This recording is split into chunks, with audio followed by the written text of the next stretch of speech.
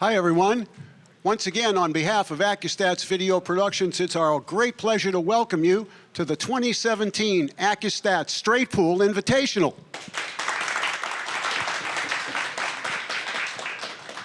And as we always are, we're here in the Aramis-Simonis Arena at Sandcastle Billiards in Edison, New Jersey, the home of the Make It Happen series and the home of Accu-Stats Video Productions.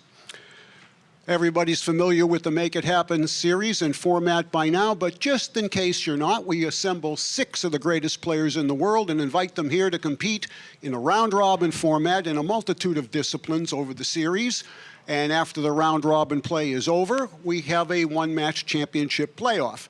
Each match is worth $1,000 to the winner, as will be the final when that happens on Saturday night. We've had a really great first 4 days with our 8-ball Make It Happen, and now we're transitioning into the straight pool. It's really nice for us to be able to showcase these 2 historic games of our industry that were kind of the birthplace of how pool got started, and we're happy to have the greatest talent in the world showcasing their skills in these 2 very tough and traditional disciplines. We've got the best equipment in the business, as we always do. Diamond Billiard Products providing us a great Pro-Am table, Simonis with Tour Blue 860, and Aramis with the best balls in the business. So thanks very much to those companies for their continued support. What we're going to have here again now is a round robin playing straight pool. These will be 150-point games. They'll be playing with a 40-second shot clock and all ball fouls. Before we get to player introductions, I'd like to take one last opportunity, at least for now, to express our appreciation to all of our great and loyal Accu-Stats customers out there that have stepped up again, now for the 12th time, and for each and every one of you that have so graciously come here to see this in person. We are truly a family. We love the game, we love the sport, and it shows by your support, ladies and gentlemen. For the 12th time, thank you so much. You've made it happen.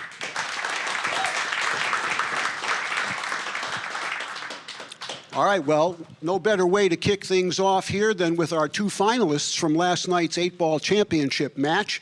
So let's get underway and introduce them to you right now. From Trinity, Florida, a former Billiards Digest Player of the Year, a former Derby City 1 Pocket champion with a high run and straight pool of 228, sponsored by Miyuchi and the School of Pool. Ladies and gentlemen, please welcome the Prince of Pool. It's Corey Deuel.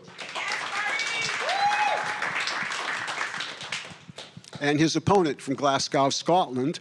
The first thing we're going to do is congratulate him on becoming the 2017 Make It Happen 8-ball champion, which he did so last night. He is now a 2-time Make It Happen 8-ball champion and one of only 4 men to hold multiple disciplines championships in the Make It Happen series. He's a 5-time Turning Stone champion, he's a 2-time Make It Happen champion, and he's got a high run of 279. Sponsored by Rassin Tables, Miyuchi, and DigiQ by OB. Ladies and gentlemen, it's Eagle Eye, Jayson Shaw. All right, here we go. Please lag for the first break, if you would, players. Your official timekeeper is Julie Ha, and it's now my pleasure to send it to the booth to our host for the week, Double J Jeremy Jones, and to Hall of Famer Danny Diliberto. Go ahead, Jay.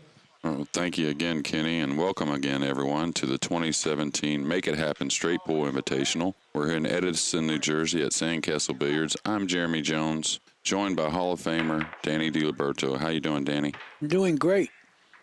And a little different today than we had the last 4 days, and you got to love it. We're going to play 150-point games of straight pool, a round-robin format again. I just expect a lot of high runs. What do you think, Danny? I think so, too. Perfect conditions. New cloth, good balls, clean new balls. They will open. Yeah, and also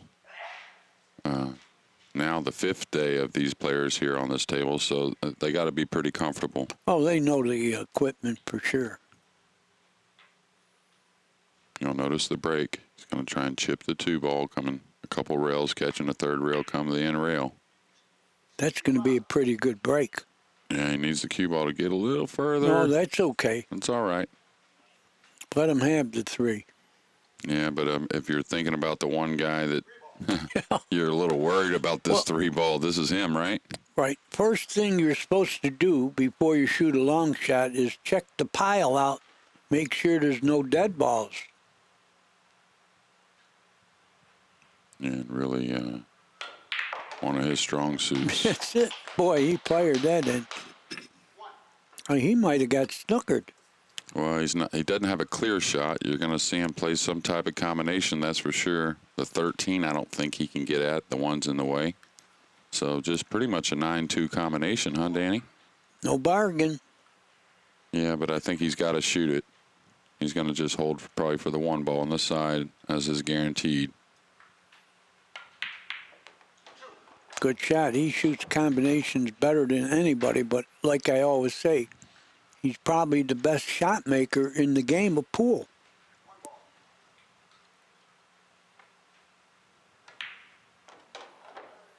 And Danny, you know, being from the South, we didn't play a ton of straight pool, but when I did play a lot of it, I was fortunate enough. I lived in Jacksonville, Florida, and I was around Jimmy Karras. He helped me a lot with the game. I know you knew Jimmy, but one thing that he stressed to me is don't worry about re-breaking the balls just real quick. Get the run started. Right. Great players usually they're able to work things out. It's when you try to re-break early is when you can get yourself in trouble. Right. And when you do go into little clusters, the insurance ball really shows up in straight pool. But anyway, Jimmy Karras, I played him years ago in the tournaments, and he was playing in Jacksonville. That's where he moved to in the end of his life. He was 91, still running 35, 40 balls, but he got tired quick. Yeah. Yeah, his legs would give out on him a little bit. I actually lived there right during that time when he was 90, 91. Great man, too, an incredible player. And I think he still holds the record on a 5x10 tournament play for the high run. Was it 265, I think, maybe? I'm not sure. And we'll talk about all the great, a lot of the great straight pool players through this next 4 days, especially with Danny being here because he knew them all. I played him well. Right.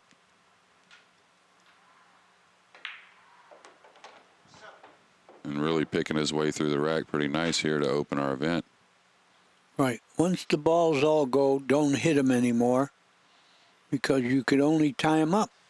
Right. He'll have to bump the 8-12 just a little bit, but with all those other balls there, that shouldn't be a problem. Now, are you looking to just exclusively keep the 4 for the break here, Danny? It looks like the best one. You got to figure out how to get there.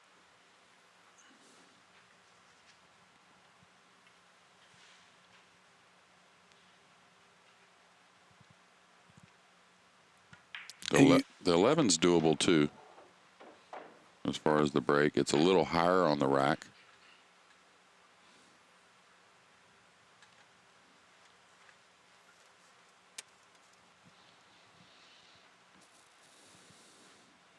And you mentioned the 5x10. That's what they played World Tournament Straight Pool on the 5x10. And if you won the leg, you chose to break because you're going to leave a guy long Yeah. to start with. A lot of distance. Well, I don't know what's going on with the 8. Does that pass anywhere? Well, I think he's going to shoot the 10 and just come one rail up and 2 and bump it. Just not hard at all, of course, but just a little bit of a bump. That's when you need an insurance ball. Right, and if he hits the correct side of, he'll either have a shot on the 12 in the He got corner the 8. or the 8, yeah. Good shot. Yeah, now the 12 really sets up nice to play position for the breakout ball on the 11. Is that what you're looking at here, Danny? Yeah, plus he's left-handed. That's the left-handed side to break him with. If you got a choice and you're left-handed, get a break on that side of the balls. Yeah, and the reason why we're commenting on the 12 is he could fall real full on it. He didn't get quite as full as I would have wanted, but Oh, he's good. he's okay. Good. But you really want limited cue ball movement from the last ball to your break ball. That's the key. You also got to be able to reach the cue ball. That's why that wasn't bad going away like that. Perfect. And a great opening here, and just that first great shot on the 3 ball to open up this game in the rack. Now, when you're looking at this break shot here, Danny, it's hard to go forward when it's like that, right? Don't you have to go into the top of the Depends rack? on the speed. Let Kenny get out of the way, and I'll tell you. Every break shot has a certain way you got to hit it to get the best results. In this case, I think you can hit it low. Right, hit the top of the rack, come back to the center of the table. Is that what you're looking at? Yeah. Yeah, I think forward offers a possibility of a scratch. it does. But here you should hit the 4. Yeah. Ooh. And he may have gotten fortunate. He's got a 4 ball on the side, so that's a little bit of a tough shot coming off that rail. The 9-3 you could see is pretty makeable, but he'd have to use the 1, so he's going to just go ahead and go at the 4, knowing he has the 9-3 for sure if he goes forward with the cue ball and maybe the 10. Yeah, that's the ball to play position for. Oh, he missed the ball. Well, you called it. You said it's a difficult shot. You know, maybe, like I said, an hour later in rhythm, that might be easier. Yeah. But right now, you don't need difficult shots to come up because the game just started. Yeah, and it was just a little off angle, and I just kind of believe when you're on the rail and you're shooting at the side pocket, it just no room for error, really. You'll notice the side pockets, and I know it's an obvious statement, but they don't have it. You can't slide the ball in like you can in the corner, so you really can't allow any miss hit, and being on the rail made things a little more difficult. And now Corey, I haven't got to see Corey play a lot of straight pool in a while, but I know he plays it really well. And when it comes to short shots and control of the cue ball, I think Corey's one of the best. And the pile, knowing the pile is very big in straight pool. And when I say knowing the pile is when you could pick out a dead one that looks a little invisible. And this is what I was wondering. And like right here, you don't go back into the pack, right? Not too hard anyways. No, yeah. Oh, see, he tied up. That's why I say once the balls are open, don't hit them because you could only tie him up. He just tied up a ball. But he can break them again with the 1 after he shoots the 12. Or was that the 9? The 9. Yeah, he could stay just a little below the 1. He wants a natural angle. Now here, the funny thing is, it's a gamble. Well, it's a gamble, and you know, a lot of times when you'll shoot this kind of shot, you can open many balls, but you don't want to cream it. You don't want to send a ton of them upstairs, I don't think. So No, that's not that important. The main thing is get a shot. Get a shot. You don't have to get one. There's no insurance ball here. Well, he might have made that an insurance ball. That was great control. Yeah, that's what I was thinking about. Like if he felt guaranteed on the 14, he didn't want to go into the pack like really hard. And not only that, he produces break balls when you go into the bottom of the rack and you just hit it a little bit. You'll nudge him just wide of the rack that you might have to get to use. Excuse me, you might get to use as a break shot later. He's gotten elevated here though, and we're playing all ball fouls just like the 8-ball event, which I think at a professional level is just way the best way to play.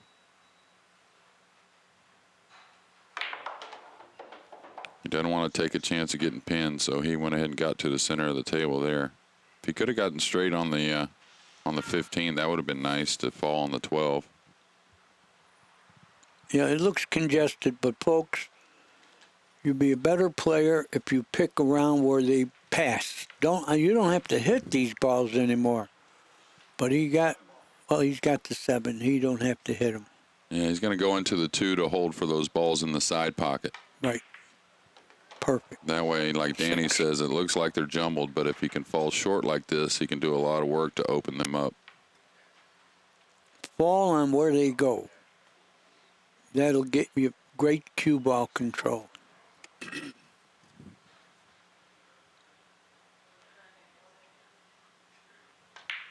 Well, we're obviously playing a different game here, but the one difference in the rules that are similar between the two is the shot clock, and we have a little different shot clock for the straight pool. We dropped it 5 seconds to 40 seconds.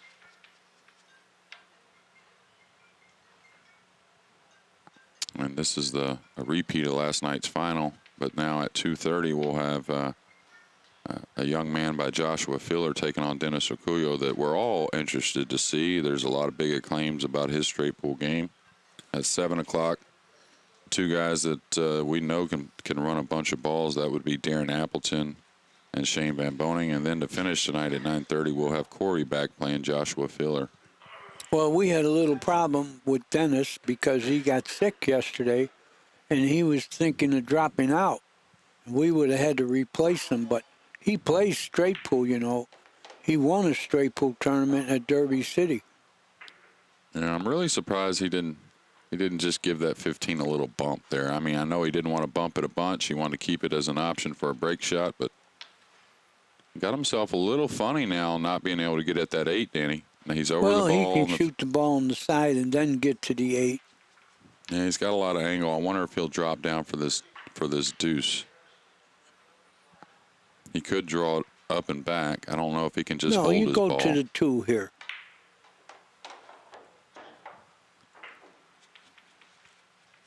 And he'll want to probably, I think he'll want to fall on the 8. He doesn't have to. He can get on the 5 first. But I think it's 2, 5, 8, and then the 15 break shot, and that's the right-handed side of the game.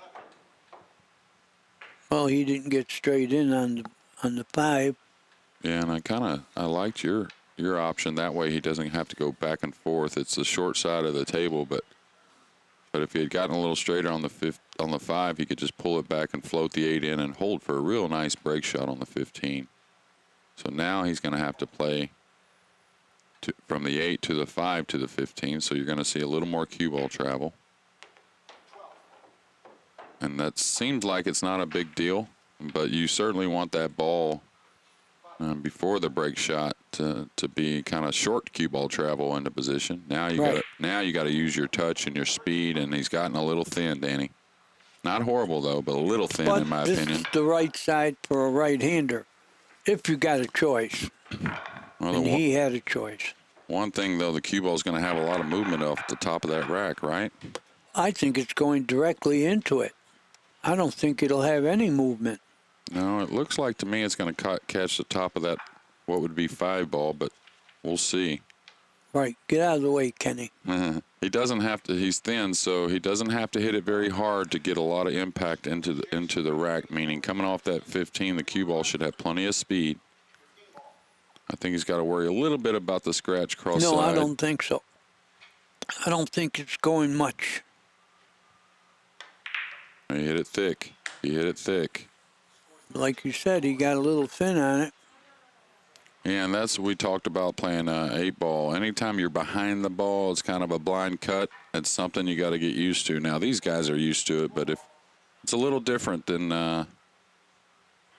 how you play most games, meaning you shoot from above the ball, mainly the center of the table, playing a lot of other games. But now you'll be behind that ball playing straight pool. He's going to come up into the balls here. Yeah, he's got insurance. But like you said, Jimmy Karras told you, don't be anxious to break up clusters.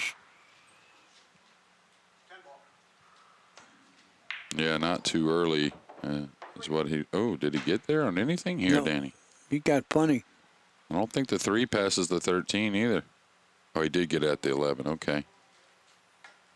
And, yeah, he used to preach to me, just keep the run started. You're too good of a player. You'll figure it out. And, the funny thing is I carried those words into other games. A lot of times when I don't know exactly what should I do, make sure you get the shot on the next ball. Whether it's playing 9-ball straight pool, 1 pocket, doesn't matter. When I teach people, the first game you should learn is straight pool. From straight pool, you can go into the other games better than you reverse. Right. Builds a great foundation. Yeah, you get cue ball, you learn to pile, you learn patterns, and you get control. First game to learn, straight pool. Yeah, and really when it comes to playing somebody, it helps you, I think, with the mental side of your game, too, because, like, right now, Corey, he's got to wait till his shot. He's got to keep himself... he might not get one. Right, but it might be his next match tonight at 9:30 before he gets one, but saying it builds a good mental game as far as you know, it might be a while before Right. you get to shoot. Yeah. Unlike other games, you get up and down quick. Straight pool, you might sit there for an hour. Okay. The 13 passes the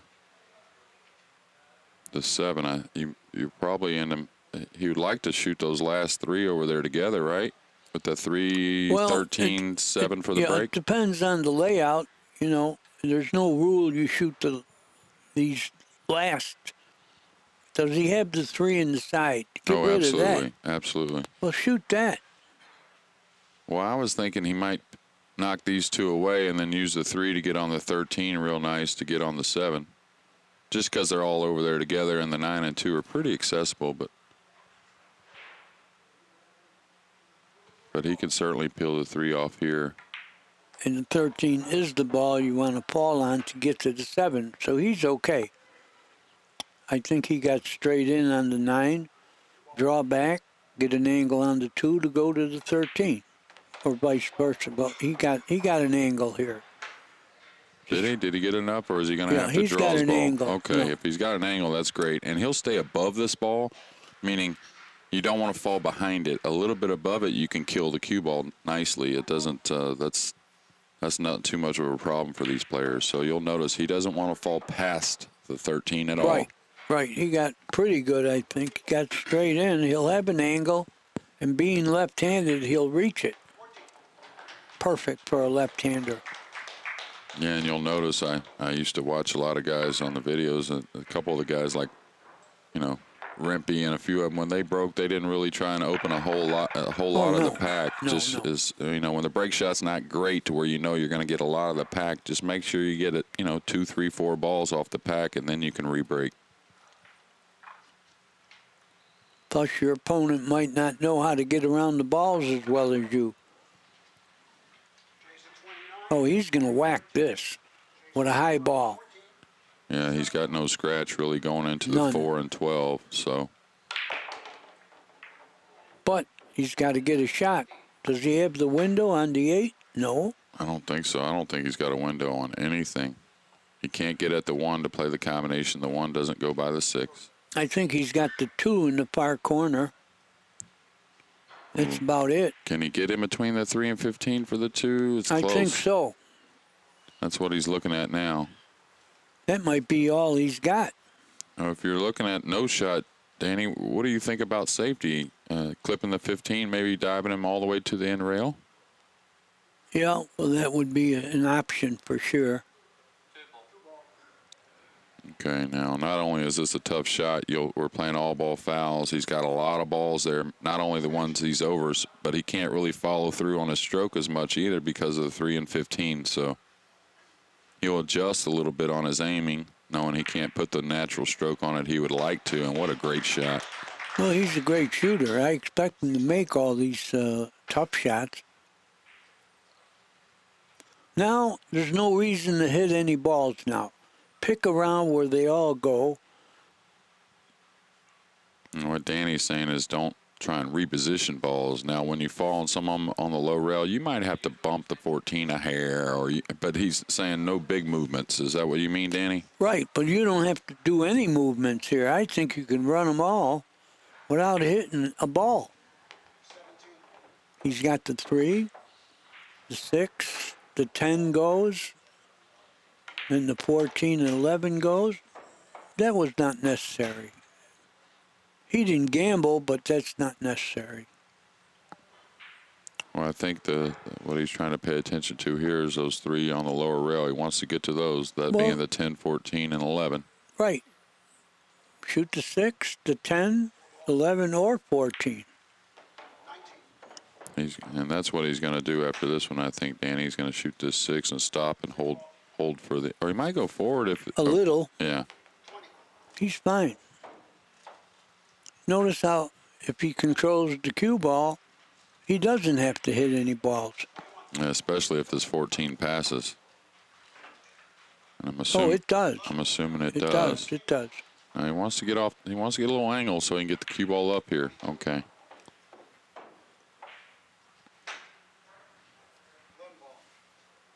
He'll probably pick one of these off. Yeah, take care of one of those somehow.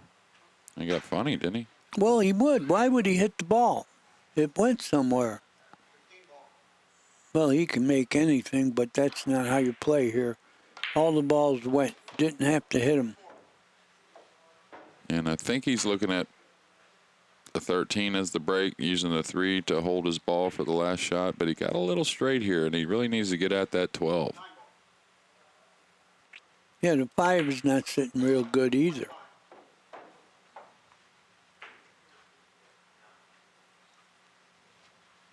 If the 3 passes, if he's gotten a little out of line, he could use the 3 and then the 12 and then fall on the back of the 13 for the break.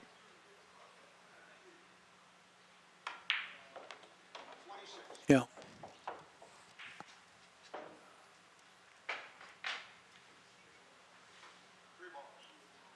And really just after these next couple he'll knock in, he'll have gotten to 43 and having a break and not taking much time to run a lot of balls, huh, Danny? Right. Well, we know he's going to play fast. Oh, that's got to go. That's not hard enough. That's got to go. No good. You see a safety here, knocking the 13 Hell, in? this is as good as a break shot if you know what to do. He doesn't have a break shot, but he could put a guy in a trap now. You're getting, let me see, we need this. Danny's talking about our telestrator. I want a point. We got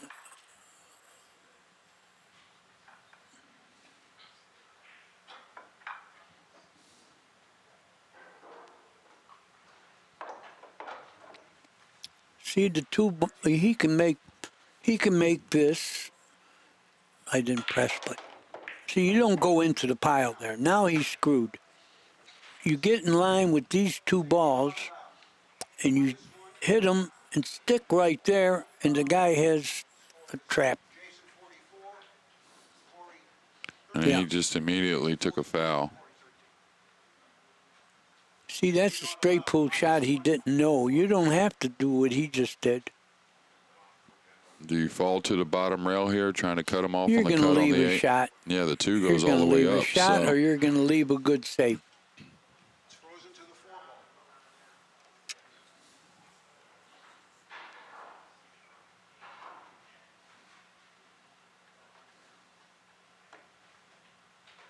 He's got the 2. Yeah, he's going to leave the 2 for sure.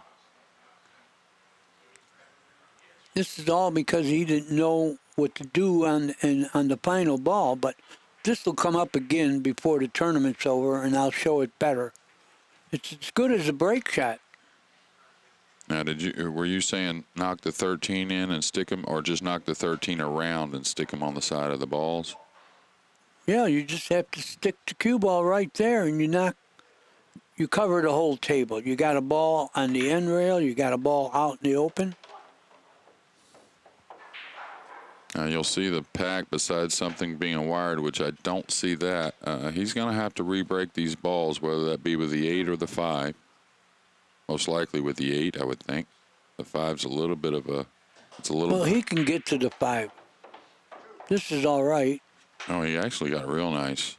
Well, you can't shoot real hard or you won't even hit the pile. Well, He's playing for the 11. 11, okay. Didn't realize 11 was makeable. If he hits it hard. Yeah, he can't hit it hard with draw, though. He could come off them balls towards that hole, I think. He hit it nice. Perfect. Now, once again, you don't have to hit balls. They all go somewhere. Fall on where they go, and you'll be a better player.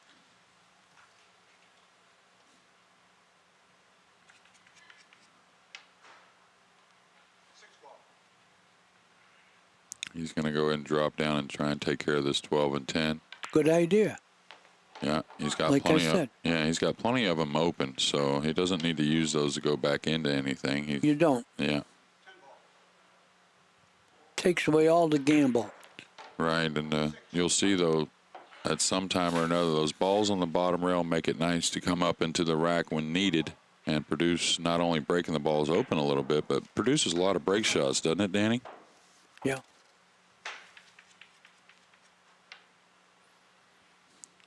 he can fall behind this 14 if he chooses to open Yeah. open the balls up a little, even a little more.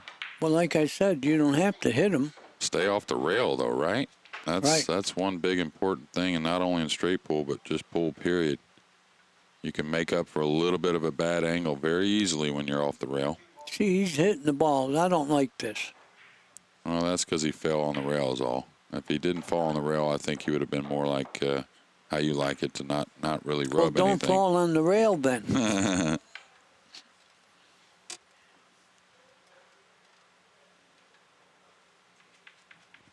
Okay, got a little funny here, I think, because just coming out to the center of the table, he'll have the 4, but he wants to save the 4.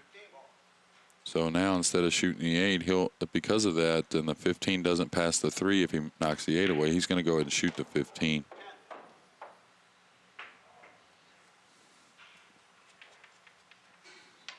Definitely looking to play the 4 as the break. He's just trying to figure out what's the easiest way to get to that guaranteed angle, because you remember last time when he was running balls, he fell way short on the break shot and consequently missed.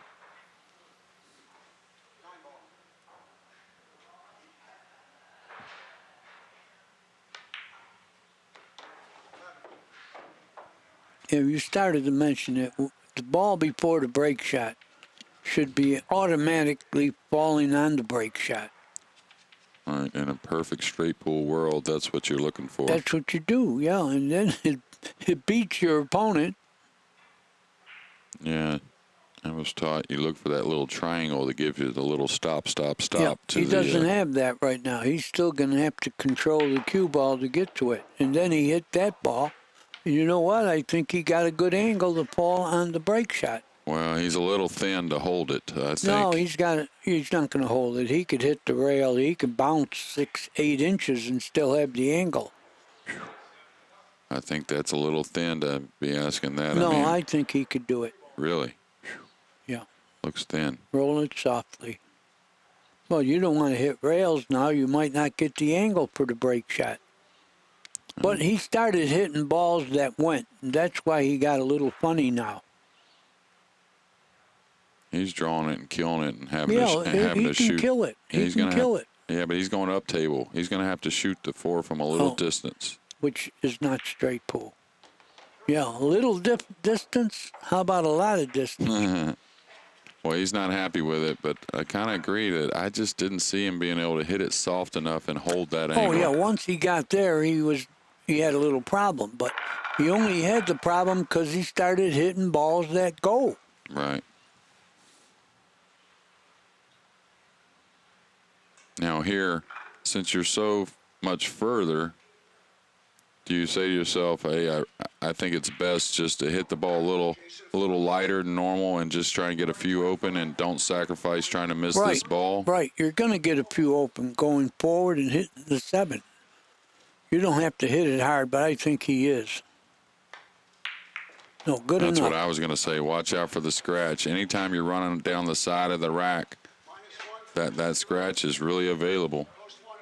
You can consider it a little bit of a bad roll, but It's not a bad roll. no, it's definitely there. I've done it plenty of times. Now, Jayson Shaw, I think all he has besides inspecting the rack for maybe a dead one is a thin shot on the 13. Is it the 13, I think? Yeah, a thin shot on the 13. Thing is, he doesn't have a lot of them loose, so he's going to have to gain some position He's here. going into the 2. No, he missed the 2. He got a He's shot got on the 6. That was a little fortunate. I'm looking at this 8-7. Any way to get at this 8-7? Does it go towards that lower right-hand corner? It looks I'd like have to be out there to see it. It looks pretty decent. dead, yeah. Maybe doable. Maybe it's aimed a little high. I don't know. He's looking at it now. It would essentially be a 4-ball combination, that being the 10, 5, 8, 7, but kind of looks like it's going to hit high to me, and maybe not.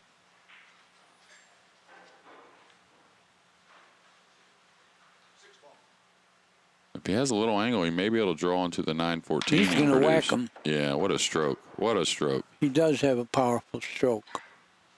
That'll save him on shots like that. Now he's got the 9. But now you got to start looking for insurance. The 14 in the side is insurance. You don't have to hit them. See, if you got insurance balls, you don't have to shoot hard like that. Yeah, now he's elevated over a tough 14 or a thin 15. He's elevated on a 10 ball as well, so. Got a tough shot. Yeah, really tough. We're playing, if you just joined us, I'm Jeremy Jones. This is our 12th event in the Make It Happen series. I'm with Danny Diliberto and Accu-Stats Video Productions. We're here in Edison, New Jersey. The opening match of our Straight Pool Invitational.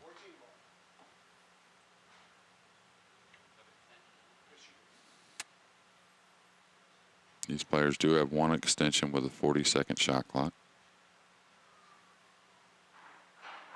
Tough shot. Super tough. He handles this stuff, though.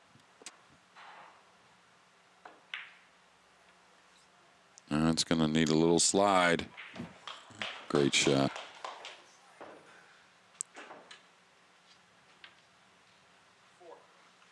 He's going into the balls. See, that's a gamble. Yeah, no, That's a gamble. You go into the balls with no insurance, but I think the one passes. well, he's got the 8 in the side as well.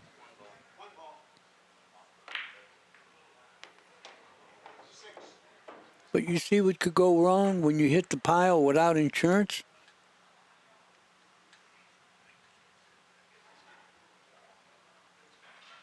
Now he's got the 2 and the 5 that are tied up.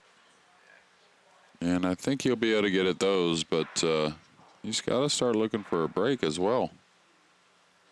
I think eventually. He's got time. Yeah.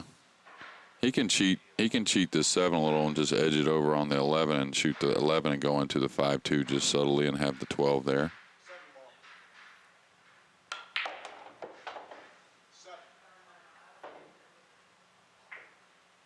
Well, he's definitely going to go into the 5 and 2 now. And he's trying to move the 5 up into a break shot, I think. Oh, he missed him. Well, now he can shoot the 11 and hit the 2 and 5. And the 5 might become a break shot behind the pile. Get it? Yeah. That's a break shot. Yeah, and there's a couple others to choose from, too. The 4 is a little funny, but it definitely plays as a break coming off the rail. The 4 gets you to the 5. Run the balls now and ball on the 4, and you'll have the 5. So he'll want to take care of that 8 and forget about that upper end of the table.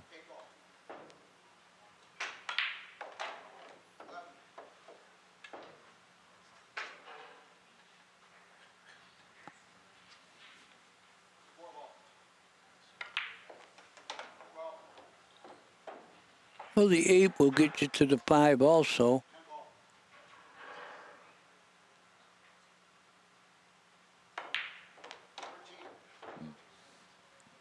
Shoot the 2 here. He can hold there or he can pull it around to the other side. Yeah, just stop. And now with a 57-24 lead, we're going to 150 points. Now, what do you like to do with this break shot here, Danny? I like a little right-hand English and go 3 rails off the pile to the middle of the table. Okay, does that ever involve that scratch coming off the bottom of the rack? No. Never, If you hit it high, you're not going to scratch. Right, if you get a good top English revolution on the cue ball, you'll get to that side rail is what Danny's talking about, Right. and then use the right English to dive to the bottom rail and then back around for the balls. Right, you go to the middle of the table, 3 rails. It should open up pretty nice, too. Real I'm thinking. nice.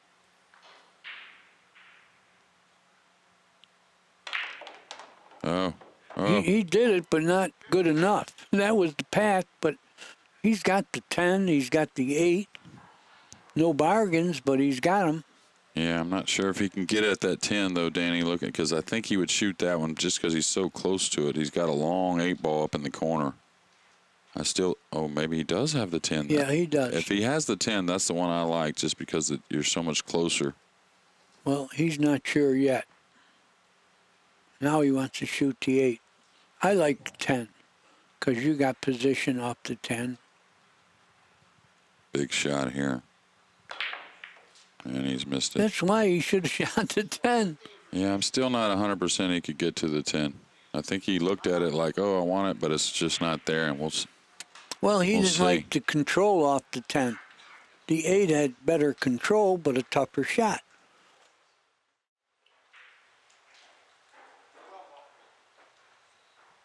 And we're back here with Corey Deuel at the table, but trailing 58-24. But a nice shot to get started here. Probably rub the balls a little bit here, having the 2 ball. Yeah, that's you gotta have insurance balls now. You don't go into the balls on the blind. See the insurance, the 2? You don't have to blast them and get them all a foot apart. Pick around them and use your insurance balls. Yeah, that's one thing I like, and I learned in a short period of time playing this game. Like when you're playing and you got the insurance ball and you're going into the rack, as Danny said, don't try and get them all open. Get 3 or 4 off the rack, and then you'll have another insurance ball to open the rest, and then you'll actually get them to where they kind of all go. You just kind of got to figure it out. Both these guys were in our final last night of the 8-ball with Jayson Shaw winning that one, and another title for Jayson in a short period of time. Okay, he's a little bit on the bottom of this, Danny. Does he have to draw out of it, or? Yeah, but like I said, you got to have the insurance ball. What's he got for the insurance ball? He'll hit One this of the with, balls he hits? well, he'll draw to the rail now, making sure he at least has a 2, but he's kind of under hitting the ball a little bit. A couple of strokes I've seen that they just kind of, just a little bit light on his stroke, I think. Overall, he's got a 3 ball up in the corner that goes. He's got a 1 ball. He's got the 7 if he wants to shoot a long shot. No, I'm looking right down the barrel. Can't make it? Yeah, the 4's got him. The 4's got him. Okay, but meanwhile, you see what I'm talking about? He's not making it look easy.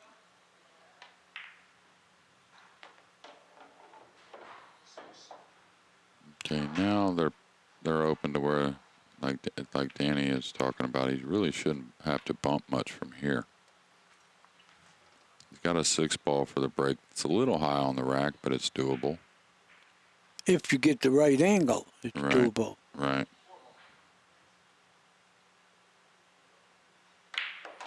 Now, at what moment do you say to yourself, Danny, all right, the 7 ball's not doing much for me anymore. I don't need it as like a safety valve or anything. And you go up and get it right now, huh? Yeah, you don't shoot all these balls. Those are what you got to play position for off the 7. And, yeah, I don't like leaving that 7 there too long. Right, but He's perfect. He's got the angle to go to the 3. 3 to the 9 and the 14. But what I'll see by people sometimes is they'll get them open down here by the rack where there's 5 or 6. And I think that's kind of the time to go up and get that lonely ball that's up table. If you got a ball to fall on easily. Right. But I'm saying like they're already open. You don't have to re-break anything anymore. You don't need that safety valve. I'll see people sometimes wait till there's only 2 or 3 down here left, and I think that's a mistake. Once you got them open and you got 5 or 6, that's when you want to come back down and work on one area, because you'll figure out a way to fall on position easier, and then you don't have to go back up table for any reason. It's a good ball to fall on, the 11. Yeah, he can go forward. He could stop, either one, to get on the 9 or the 14. He'll hold for the 14. Either right? one of them gets you to the break shot. Yeah. And he'll shoot the 14, and they'll stay a little bit below the 9 to where he can go to that left side rail. Yeah, he's going to be perfect. Yeah, and then get somewhat to the middle of the That's table. perfect. Yeah. So he's probably really conscious that he fell short last time and got real thin on his break ball. So he wants some angle here, but he doesn't want it to be extreme. That's perfect there. I think that's just like ideal. That's going to have a lot of natural speed off the 6 with the cue ball to go into the rack. Well, it depends how hard he hits it. This is where the cross-side scratch comes up.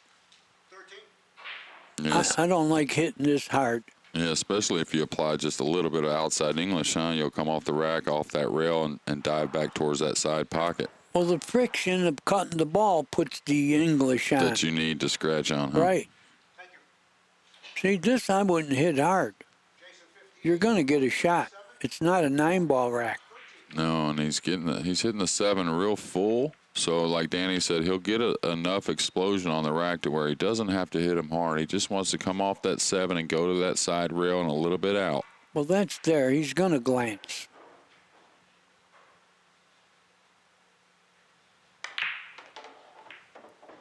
Hit him pretty hard. You'll see he got a lot of movement on the cue I didn't ball. like that. Didn't have to hit him that hard. It's almost like he put a touch of right to make sure he didn't go towards that rack, towards that side pocket, cross side. Yeah, he did. He put a little reverse.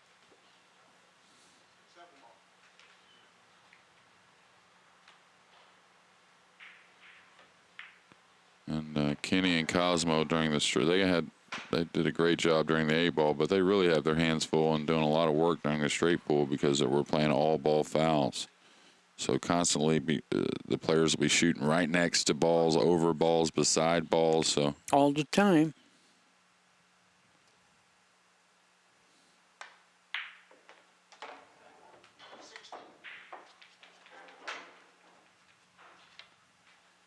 Gonna have to draw the ball here. And he's going to need to re-break them a little bit here, you'll notice. Which one do you like here, Danny? Well, let's get part 1. Get this ball out of the way and draw to the 12 ball. Fell a little straight here, so he's going to have to manufacture a little bit of an angle. I think he's using a little right to make the cue ball kind of bend up a little bit. Oh, okay, he punched it. Great shot. Good shot. Now I know he's thinking of going into the pile. Don't have to do that. And it doesn't have to turn out great either. No, you fall on the 4, the 9 inside, and then break him with the 10. But he's got to do that. He's got to get there, and he's got an angle to do it. Well, there's something in the pack that he likes. He kind of... He's shooting the 2 inside. Does he think the 15 goes in between them balls? That would help. If the 15 went, that would help, that's for sure. That would tend to start opening the rack a little bit. He could go into the 11. I think the 4. I think the 14 and 8 will go if he removes the 11 a little bit.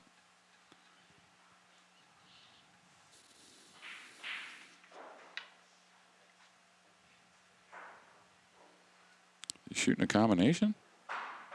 Maybe. Okay. You're going to have to draw his ball out of that, though. Nice shot. Got the 15. That's right. But you got to get that 12 out of there. And he'll do that after he bumps his 14 just ever so slightly, knocking the 8 down.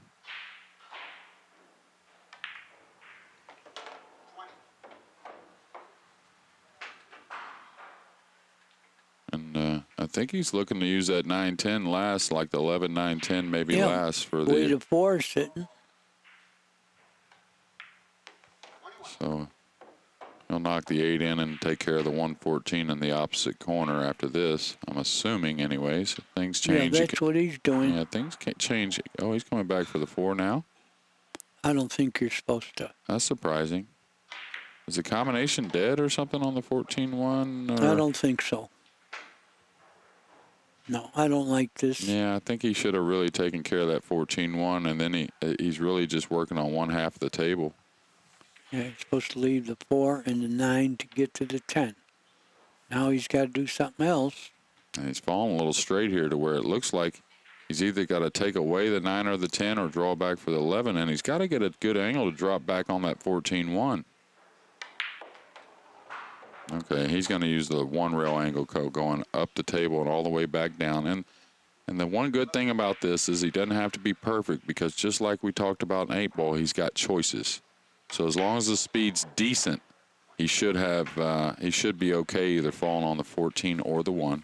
Yeah, but in straight pool, you don't want to go 18 feet to fall on the ball. I agree. But he did it very nicely. It's great if you could do it because that's an extra weapon, but I don't like playing that way. It looks also to me like he could draw on the 14 and hold the angle just fine. But nevertheless, didn't want to take a chance at contacting that one. Well, it looks like he's got the angle to go forward and shoot the 9 in the side. I think he's going to come out for the corner just because he's got choices that way. Both the 9 and the 10 you can use for a break, but he ended up short here. There's no reason. I wonder why he applied so much right English. Didn't need it. Now he's going to have to float this 9 in and use a real deft touch to fall behind the 10 right. Well, he's okay. I didn't know the 9 passed.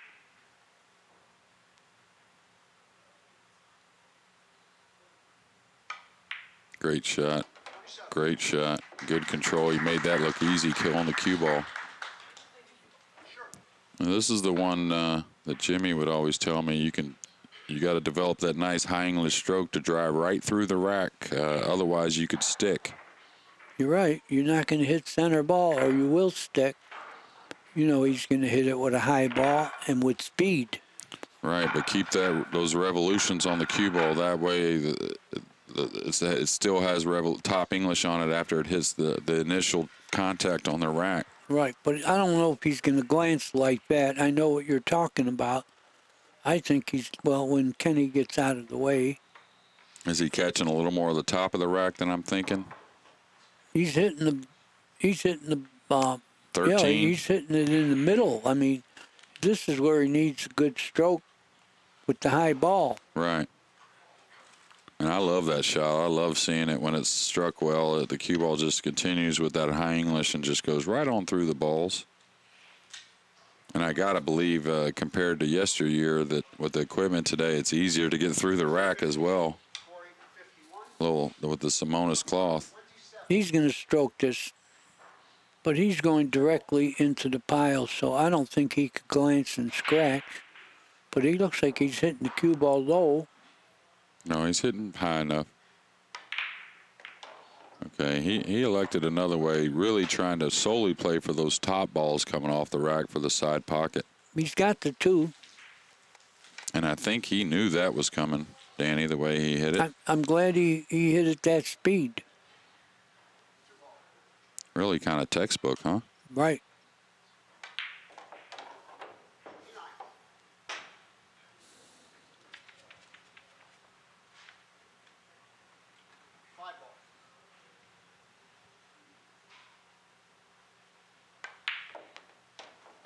Not a whole lot of issues here. Right, just play where they go in, control the cue ball. I mean, you're going to have to do something with the 6 and 12, but you got insurance balls when you do it. Right, and you shooting a 14 now? He's looking at the 14. Yeah, he'll hit the 6. I don't think he has to worry about getting safe. No, he'll fall probably over on the 8. Okay, and those balls, he's got enough balls to rub the 6 and 12 with no problems, really. And he can play short side, like try to play position short side, and if I absolutely get perfect, I'll knock it in up in the corner. And if I don't, I'll go ahead and play the 7 or the 15 or something like that. But don't shoot all the insurance balls Away, right? Right. You got to leave one of them. And you still got to leave a break shot. We know that. Well, break shot won't be a problem. It's just another pool game that one philosophy you could say is don't panic, right? Another one. Right. Oh, he's going to go into the 6 and 12 now with the 1. Yeah. But he's got insurance balls. This is not a gamble. And looking at the screen, it looks doable. Looking at I think it's doable also. But looking at the table, it looks a hair thin. Like he's going to wait on it for now. He can shoot the 15 and come up and rub him as well. Fell a little short of that, though. I think he's got an angle to go into the 6 gently. And he can use the 3 as well to do so. And if he gets out in the center of the table, he can shoot the 3 and go into him having the 11 in the side as insurance, most likely getting a shot on the 7. Or maybe well, now even a he's 15. He's shooting the 13. Yeah. But he'll get to the center of the table, I think, for the 3. I think that's what he's looking at, to just gently bump these balls. Got a little short of perfect, though. Well, I think if he doesn't shoot hard, he will brush the 12. Yeah, the one thing he doesn't want to do, he doesn't want to remove the 9 too much. Like, No, he's going to run into that too. Maybe. Okay, he got Good the 12 shot. nice and heavy, which was very, very much intended. 9 ball is the break shot.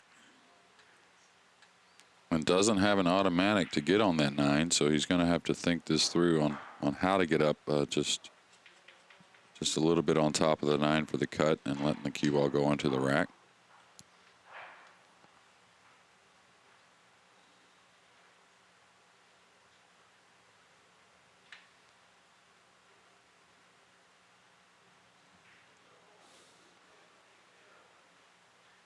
I'll tell you the one thing about straight pool that I wish in the South we played it a little more, but it really gives you a nice feeling on how to connect from ball to ball, getting through the Right. rack. It'll help you with one pocket when you get a shot. You'll run the balls better.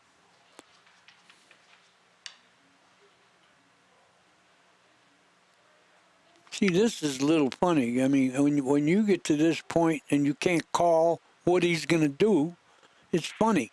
Right, he fell a little short of perfect. I think he wanted to use the 12 eventually to get on the 9 to where he can just float out one rail.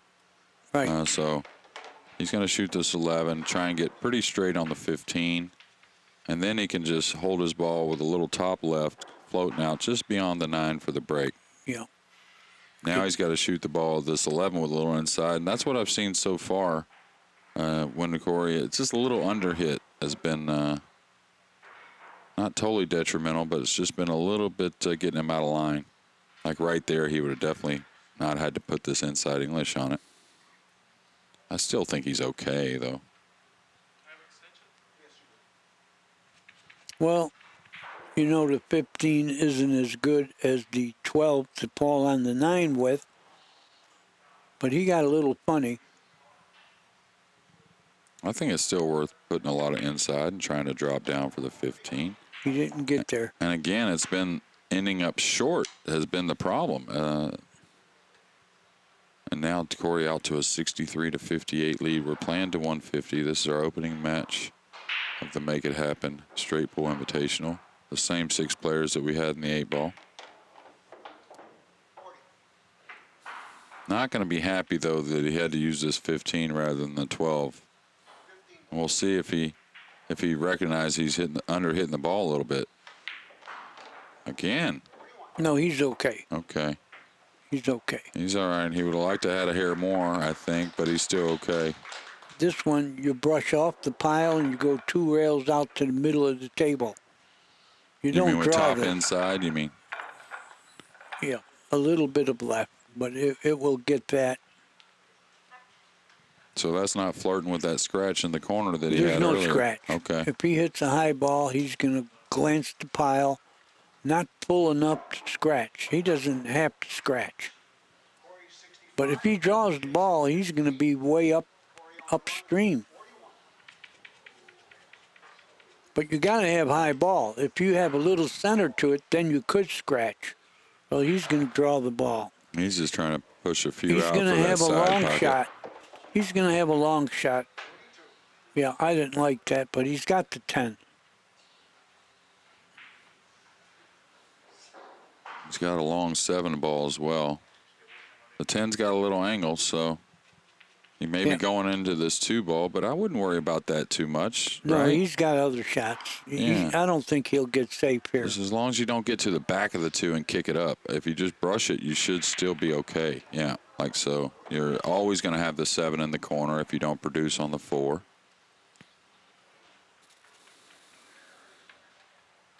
Okay, he's definitely going to have to re-break the rack a little bit. The 14 goes in the lower left. It's not, that wouldn't be a great angle to break the rack, but there's not a whole lot else. There's a cut on the 5 ball that opens the rack. He'd like to say, but you got the 14 that passes, and the insurance ball will be the 2. But you got to get there. yeah, Shoot the 7, get an angle on the 5. and then the 4 to break, right? Up into the rack? Well, No? I like going to the 14 from the 5, but let's see what he does. I think he's going to draw it back just a little. No, he's got the perfect angle now to go 2 rails to the 14. He doesn't have to do that, but that's, well, he's shooting the insurance ball. Well, now if he shoots hard, he's going to hit the 14. Might not even get to the pile. Yeah, he could have used a little more angle there. That's for Well, sure. see how good the 14 would have been with the 2 sitting there? Oh, he's going to hit the 14. Oh, no, he drew the ball. Good shot. And open them all up now to where he really doesn't have to deal with much. If he can use, just looking quickly, if he could use the 6 or the 15 to get on the 1 for a break later on, that looks pretty good to me. It is. He'll want to get this 5 out of there just to open up the pocket. Yeah, he's got to make a clear-cut decision on where he wants to go now. And I think this shot getting on the next ball is really going to secure him getting out here. I didn't like that. He didn't have to hit those balls. See what he did? He made everything a little tougher now.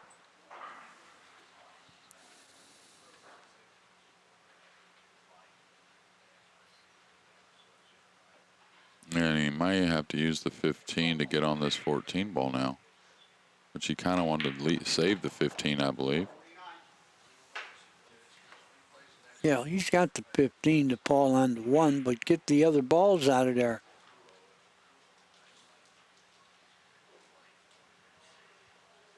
That's one I'm wondering, how's he going to work to get across? He's got to get a little bit on this right side of the table to get a cut shot on the 14 to open the balls up a little bit.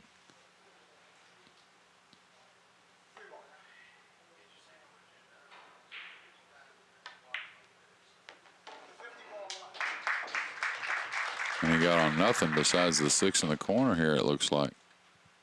That's not bad. He's got the combination also. Combination's tough, though. It's a pretty thin hit on the 13, it appears. He's still wanting to save the 1. Ooh, he trickled one. Yeah, that one caught a little bit of the rail. Now I'm not sure if this 11 passes the 13. That's close after he knocks his 14 away. But he can come out to the center of the table and either have the 15 or the 13, meaning getting on that gap between the 11 and the 1. I'd like to do that because I'd sure like to save that 15 for the ball before the break if possible. So I think it's worth it trying to get in that gap if possible. Just come 2 rails like so right there and just fall for the 13. And if just by any chance you didn't get there, you still have the 15.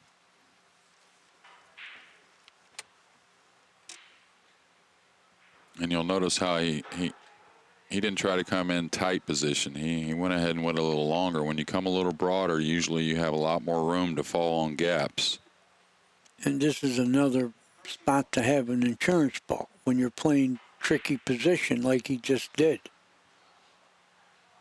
Is he holding for the side right here? It wouldn't be bad. Yeah, I don't blame him either. Less Again, cue ball control, travel. Yeah, and these guys are so good. If they just have the mentality some of the times, make sure I get the shot, stay off the rail, you don't figure them to miss.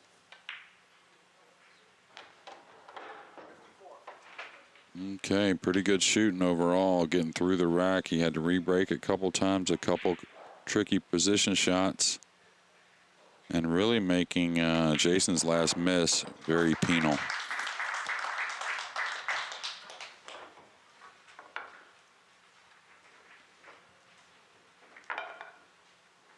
Ladies and gentlemen, if you just joined us, welcome again to the 2017 Make It Happen Straight Pool Invitational. We're here in Edison, New Jersey. I'm Jeremy Jones with Accu-Stats Video Productions, joined by Hall of Famer Danny Diliberto. We're in our first match of the straight pool event, Danny, and so far, a pretty good pool. Well, they're not missing. Yeah. I don't really like some of their choices, but when you could get the balls and fall on the break shot, that's the main thing anyway. He's going to stroke this and wind up long again. Yeah, that's why I preach to people that Yeah, you want to learn the game. No, look at this. He got the 9, I Yeah, think. he's got the 9. Good. I like that speed. Yeah, well, he was a little worried about the cue ball, I think, if he tried to really amp up on it. But Well, he learned from the last time. He wound up way downstream. The way he hit it, he couldn't go far. And he's got the 9. you know, Danny was talking about he didn't care for some of the choices, but one thing you always know, if you're in stroke and your execution is at a high level, well, that'll make up for a little bit of a bad decision at times. You know what I mean? If you're executing, you might say, well, you know, that's not the right way to go. But if you're hitting the ball how you want, you can make up for that. Don't miss. That's the main thing. Don't miss. Don't lose the cue ball. Okay, did he get anything? I think he's got the 11. 11's close. I think he does have a little bit of the 2, though, just in case the 11 doesn't go. I think the 11 goes. And if he were desperate, he's got the 13. We have a nice look at it there. It may not have the entire pocket, but I agree with Danny that I'm pretty sure it does go. And the one thing about the 11 versus the 2, if you cut the 2, you might run into the 11 and not get a shot. But here, okay, and he knew he was going to hold for the 7 at least. And there was no luck there, and that wasn't by chance shooting that gap on the 5-7. That was definitely planned.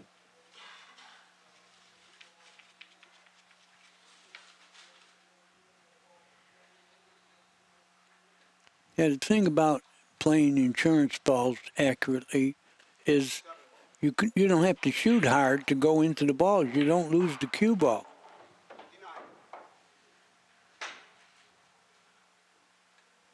Does the 6 pass the 5?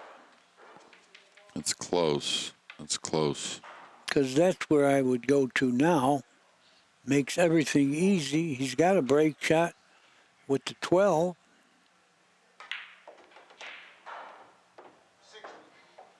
Well, that tells me right there that maybe the 6 doesn't pass. And he's he can do it with the 10. He could still fall on the 6 if it goes. I think it does. Well, it's a big ball to open those 5 right there. You'll notice if the 6 gets removed, getting position on the 4 and 15 are much easier.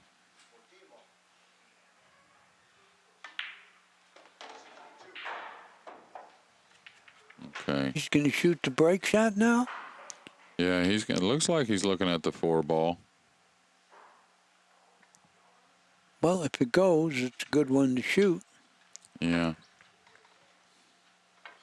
I'm trying to look and to see what he's going to guaranteed have. If he goes into the 5 and 8, should be okay. And at bare minimum, he's going to have the 12 on the side. He wants to save the 12, of course, for the break shot, but he's drawn into the 6 and 5. He's not even trying to touch the 8. Good. They open very well. Yeah, now the one he has to think about is that 13 and 3. You'll notice the 13 doesn't pass the 3, and it's kind of tight position getting on the 13. Get on the cut on the 3 also that opens up the 13. So. Well, he could shoot the 8, then the 5, then the 13, then the 3, and then he's got balls to fall on. And exclusively looking for the 12 as the break ball here. And on a 63 ball run. That's the only break shot. I think he's going to the 3 right now. And if he doesn't get on it, that's okay. He can shoot this and fall down on the 5 if he elects. Main thing is, like Danny says, don't miss. He's going to go ahead and pick off one of these others to fall on the 5, and I think that's probably correct. Or maybe both of these, right, Danny? He fell on the 6. That's a good one to get out of there. But he still has work to do.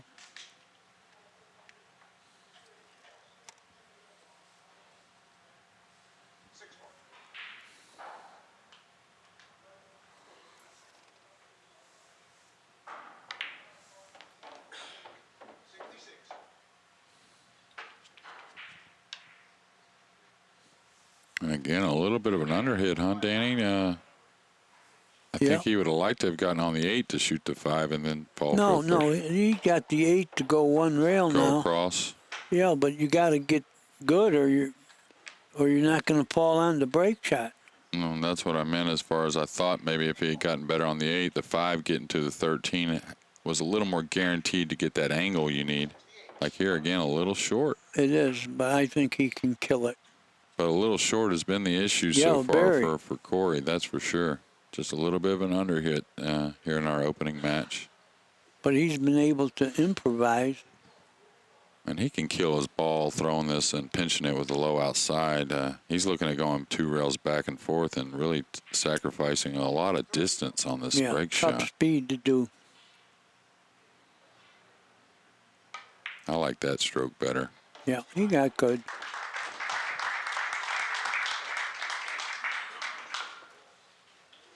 And with a 69 ball run to take a 93-58 lead in our opening match of this Make It Happen Straight Pool Invitational, this being the 12th event. Now, Danny, have you been at all 12 of these? Or I know you've been at a lot of them, though. No, I've been at most of them.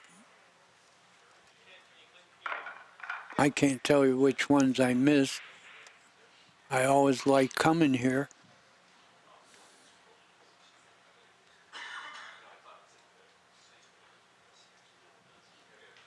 But I miss Billy and Cardona not being here. Yeah, we all miss Billy. He's in our thoughts, that's for sure. Yeah, Billy, if you're watching, you are in our thoughts.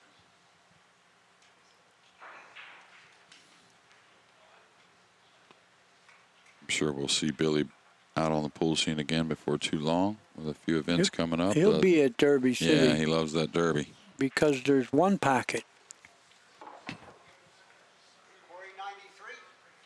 Okay, again, it looks to me like forward's a little dangerous, and he's No, it isn't. Yeah, No, it isn't. It's not. He's going to hit the 6 full enough where the cue ball's not going to glance and gamble. Okay. Well, he's been leaning towards this ball to just get a few No, out. And he's perfect. He's going to hit the 6 right on the nose. I knew he can control the cue ball, therefore. There was no glance. No, I'm saying if he went forward with top English, I'm saying that's the one. He hit that one with a little more of a center, just controlling the cue ball off the top of the rack, which he's done a couple times now. And he's done it really well. He's got some funny groups, though, with the 15, 13, 8 over there and the 2, 1, 14. So he's got a lot of work here, Danny. Well, if he could fall on the 1, that'll get him to the 14 and 2. He might be able to do that off the 5.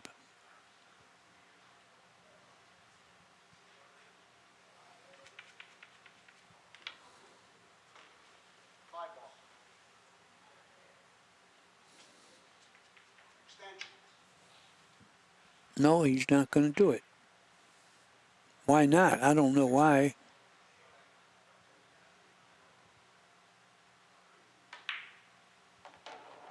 He's trying to get on the 8.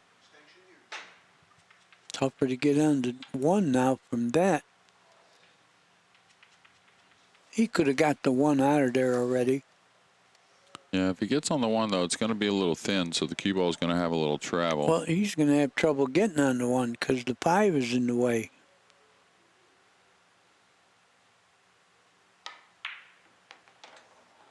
Good, he's back to where he was a little while ago. And now he can definitely get at the 1. No, he can get at the 1 now. Well, shoot the 5 first. Really? Really, if he can hold it. I thought he would take the 1 away and then just open up for the 14-2 and leave the 5. He maybe. could. Well, the 5 is a little low for a break shot.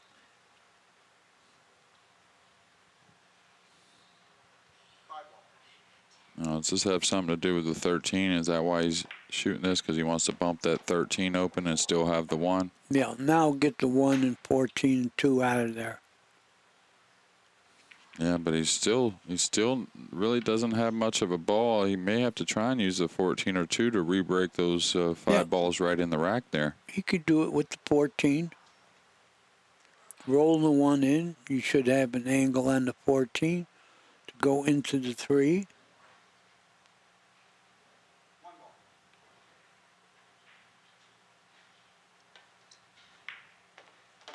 Nope, he's going to do it with the 2 now.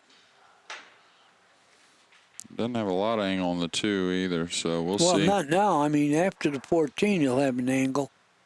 I think he's going to try and rub him here, but he knows as well as you do that you don't have to move him much. We just need one of them or two of them to tickle off. So, and he's got a little insurance with the 2. He's elevated, though.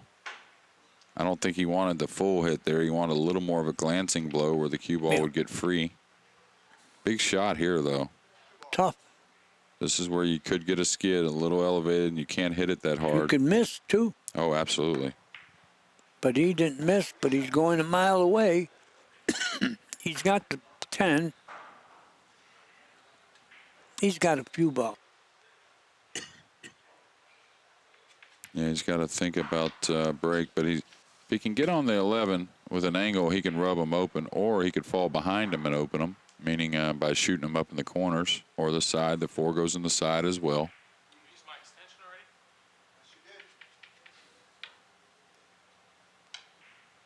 So I think he's got to shoot the 10 to try and get something on the 11. Is he trying to rub these balls here? He better be real careful of the cue ball here, Danny. He better be, because he's going to have a tough shot. Oh, he overcut it. He overcut it. On a 77 for Corey. And now 101 to 58. After it was, let's see, he ran 77, so that would be 24 he had. It was 58 to 24 when Jayson last missed.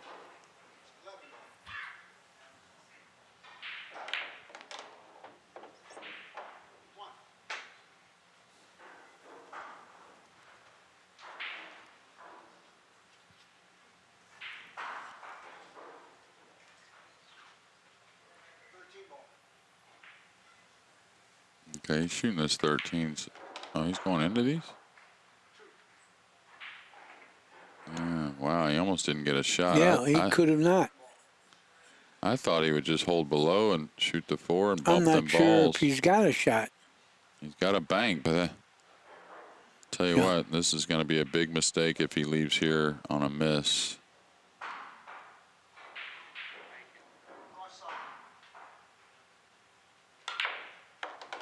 I don't believe it. That's great. And I think That's why he's got firepower. You know, he can get out of trouble with stuff like that. I think he got to the 7 to where he can maybe push the 3 wide of the rack and get a break shot. And he's going into him again, Danny.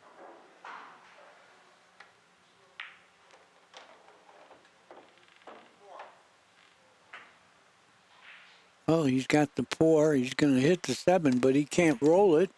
He's going to knock the 7 away. He's going to be break shotless. Man, be somewhat shotless besides a long 3 ball, too. He could be falling to the end rail right here, too, Danny, right? With the cue ball? When it's glancing off the 7. That's the direction it's going. It's going to hit the 3 and the 7. Good chance of it. I don't think a scratch is really possible, but he may end up with a long distance shot on either the 3 or the 7 and really moving the balls away to where the break's going to be hard to produce. Yeah, they're not going to have a break shot for sure.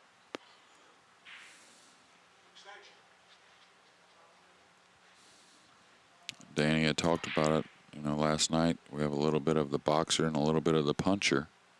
Yeah, but that was yesterday. This is different. You don't think it applies to straight pool a little bit too? No, not in this case.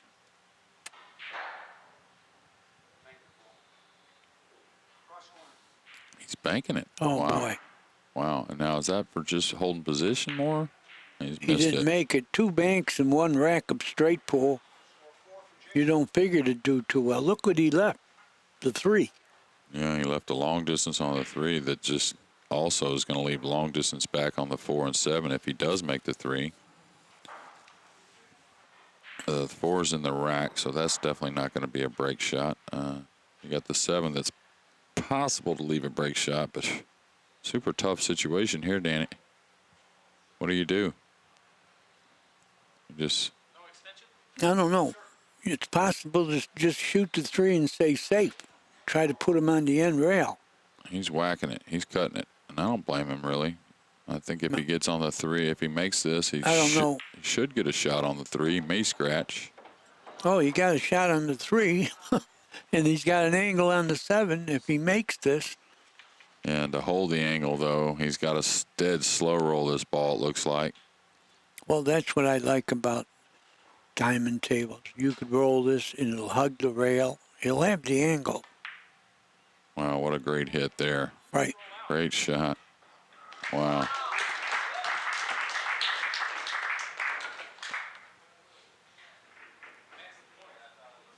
Still difficult break shot, and it's not one he's going to hit with a ton of speed, I don't think. No, a high ball, glance the pile, and go towards the end rail. Try and get a few open, right? Right. You'll have a shot.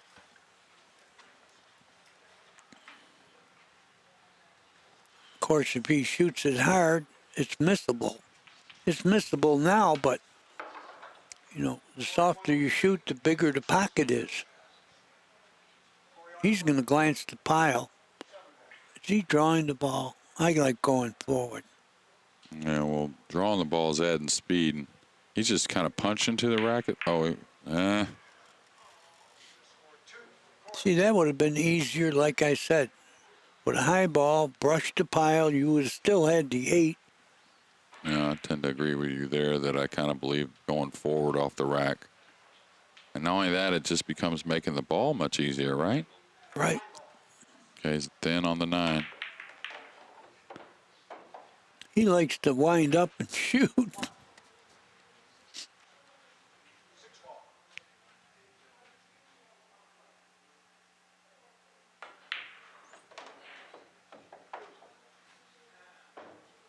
Okay, he's taking the extension off.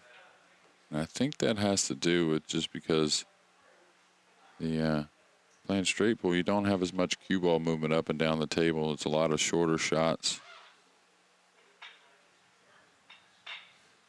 Oh, he's changing extensions. He's going to a little bit shorter one. Do you think that has something to do with that, Danny? As far as you don't need as much power, a little more accuracy? He put the 7-ball extension on. It was illegal years ago anyway. Oh, he's going to already gamble and trying to hit the balls. Well, his stroke got him to the 8. And he's got a stroke, that's for sure.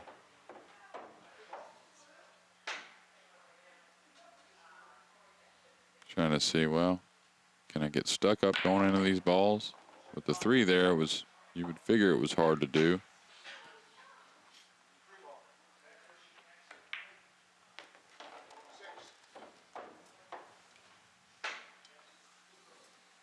Okay, now he doesn't have to touch much, that's for sure. No, I hope not. Shoot the 14, the 7. You don't have to hit these balls. The 10 is a break shot. Yeah, he's going to the 4 right now. No, he isn't. He's going back to the 7. Yeah, well, now the 4 doesn't go, I don't think, from that side. He's going to have It goes, but you're hitting balls. Oh, it does go. Okay. I think it does. Well, he did a nice job getting the cue ball off the rail. That'll help. He can pinch the cue ball back for the 15 in the side. Then that'll open the 13 in the lower left-hand corner.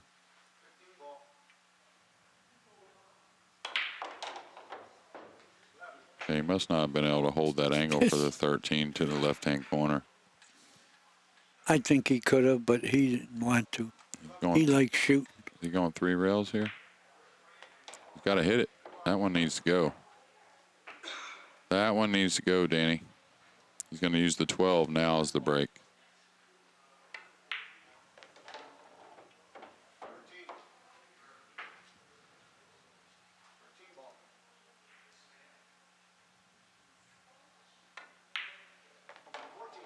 Now he's got a different hit here. See, when you're like parallel to the back of the pile, then you can go 3 rails and out. Here he's going to go off the pile, 1 rail with left-hand English and out. Out to the center of the table. Right. And you could stroke this one. Yeah, this is not the 3 rail position. No, this one you gotta hit left-hand English, go out one rail to the middle.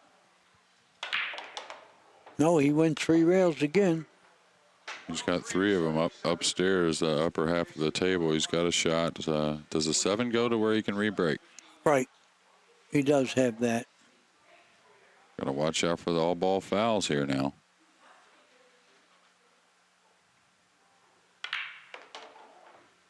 Oop. I was about to say, don't hit that 13 away and make... Oh, he's got the 6. Okay, I didn't know if he could get at the 6 or not. I was going to say he's going to have to shoot jacked up, and that's not easy, but... I think he'll go back into him here. What's the insurance ball? Well... None, that's what it is. Well, he's got the 5, he's got the 4. Yeah, I think he was very aware of just catching a little piece of that 8 ball right there. Now what? 14 on the side, I guess. Or the 8 up the corner. Or the 8, but I think he's wanting to save that one as the break ball.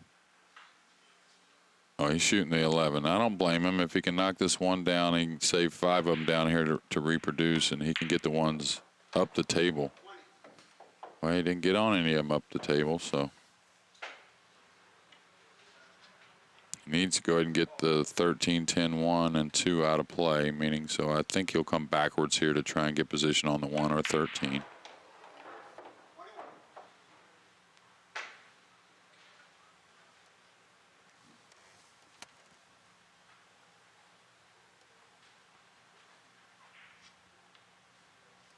I think the 8 is out of the rack. Get rid of those balls downstream there.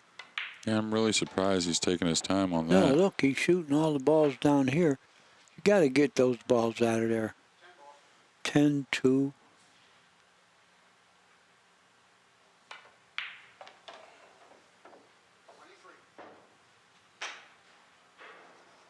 Is there something he's saying that I don't see, Danny? Okay, I thought he was No, about to... it's tough to follow because, you know.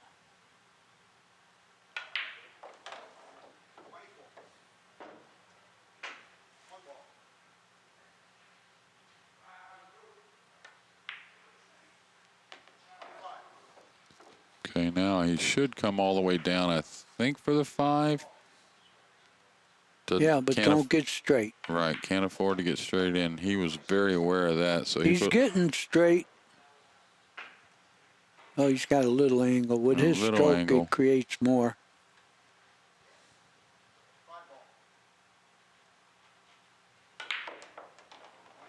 Stay off the rail. What's this angle look like? That Perfect. looks really straight to me. No, I think he's got enough angle to fall on the 8. To punch up, to draw a punch. Right. Yeah. Punch up above the 8. Perfect. Just like so. But you'll notice the cue ball only moved about 8 or 9 inches, and he had to hit it pretty hard to get it to move that 8 or 9 inches. So pretty good control with not much angle. And now deep into the match, Corey Deuel leading 103-90. I think our high run's been 77, I believe is yes, what by Corey. 77. That'll win most games. Yeah, but we're all facing all world champions here this week in the round robin format. It's just like the 8 ball.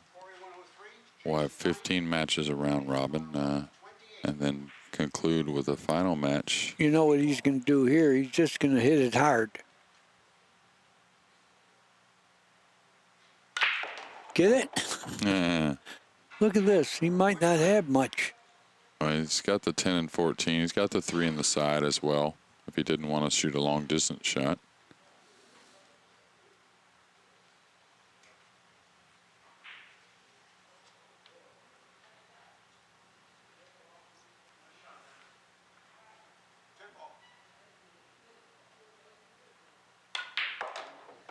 Straight shooter. Oh, man. Big time.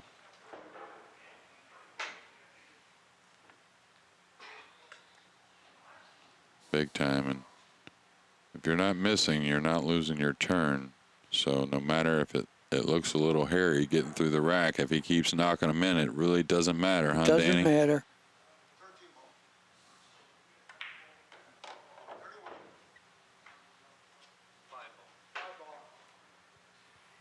Okay, he's going ahead and shooting this 5 from a little distance because it opens up a lot of things. Don't know if he really has to. He could fall behind the 12 and. Well, could he control it to the 12? Because that'll get him to the 6.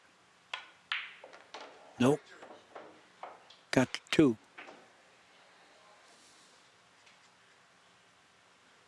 Yeah, if he could get that 6 out of there, that'll open the 1 to the lower left, which later on will open the 11 and 4, which looks like a cluster, but here we go, getting on the 6, and he'll probably hold for the angle to rub the balls. I'm assuming that's what we've seen most of the time.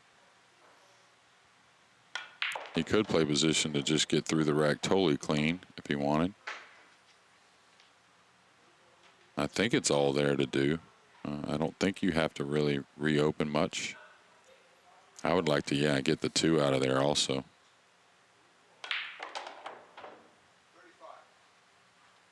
Got the 3 in the side. But he knew that.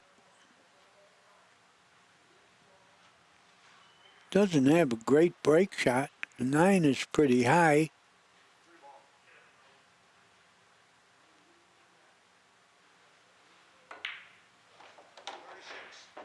And he's long distance on the 4 now, which we've talked about. Is he shooting the 7 away? Is he saving? Wow. Okay. I thought he could. These are tough shots. Absolutely, and we've talked about it all week, that this is one man that doesn't mind a little more distance. A lot of guys sweat it. I mean, they really sweat it when they get that distance, where he really likes it almost. It's almost a little bit of a challenging thing for him. I guess he's still looking at saving the 9.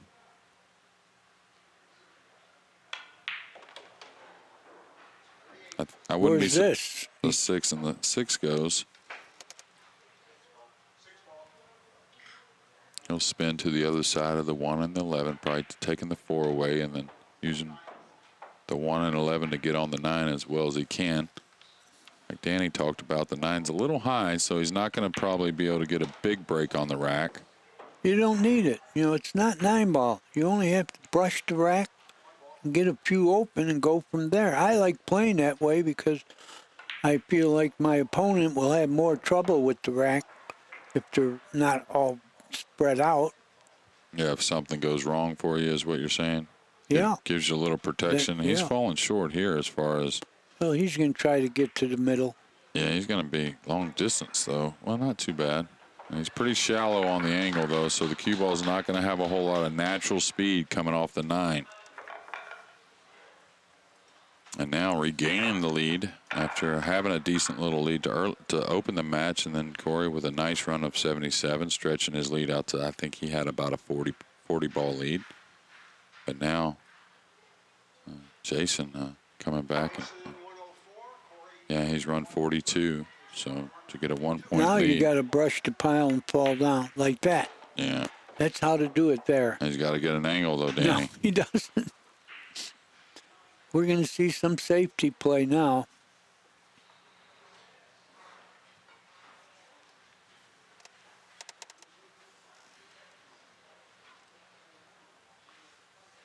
I don't even shoot the 14. I play safe now off the pile. Leave them all the way downstream. Right, and not only that, what that does, it makes it to where it's very hard for Corey to fall below the rack without giving up a shot on the 14. He's got to get back down table as well. The 14 might be the ball you want when you play safe. Yeah, it's not worth that 1 point, right? Oh, ooh, look at this. How nice did this work out? It looked like he was going to hang and give up a shot. Genius. Man is a genius. I think Corey can get this ball below the rack and go up table, though. See what I meant? He should have played safe before he shot that. Well, the funny thing is he called safety, hoping to make the 14, and then it spot up, and then Corey being in a spot to where he doesn't have a shot. But Corey doesn't have to try to make this. Now you could play safe off the 14 and go long. right. Don't let him have the pile without a ball open. Yeah. Just go way upstream now.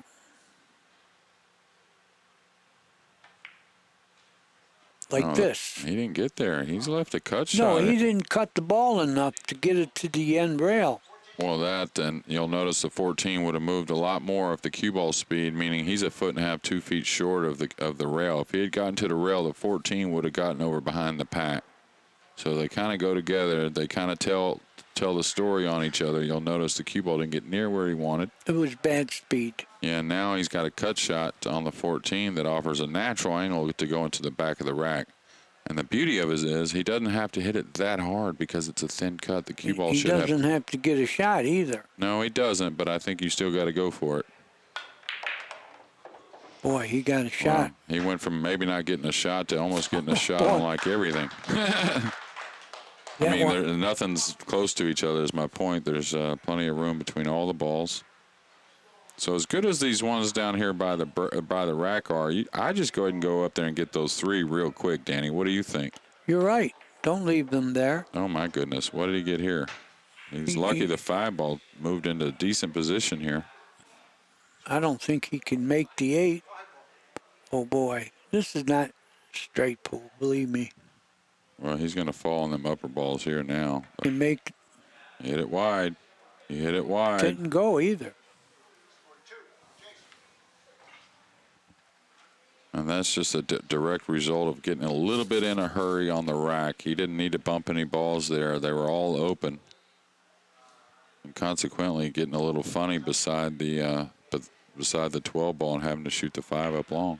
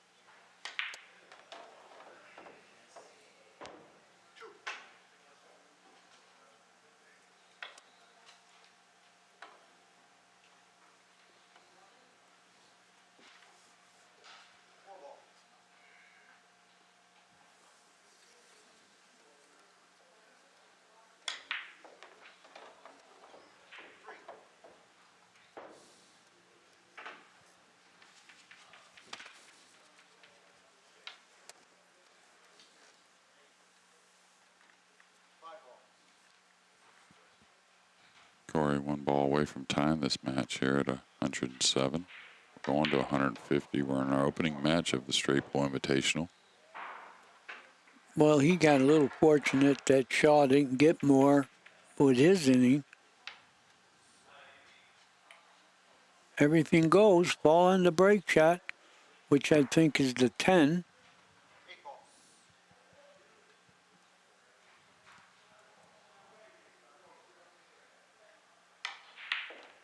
Just no misses. Can't afford any misses.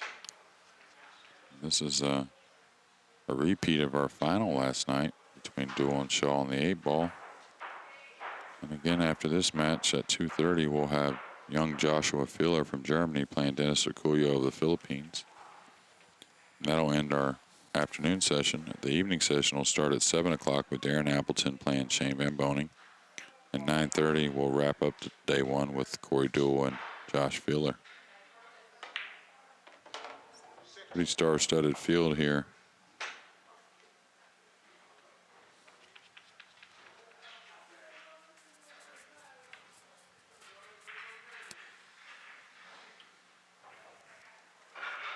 But you don't want to shoot the 15. He looked at the 15. 15 will get you to the 10. And what Danny's saying is there's a lot of ways to get to the 10, but the 15 makes it natural, makes it very easy to fall on the 10, down on the bottom rail. There's a lot of different little areas getting pretty full on the 15 that allows you to drop below that 10 with ease. You need a little angle, though. You don't want to be on the rail when you break them off the 10.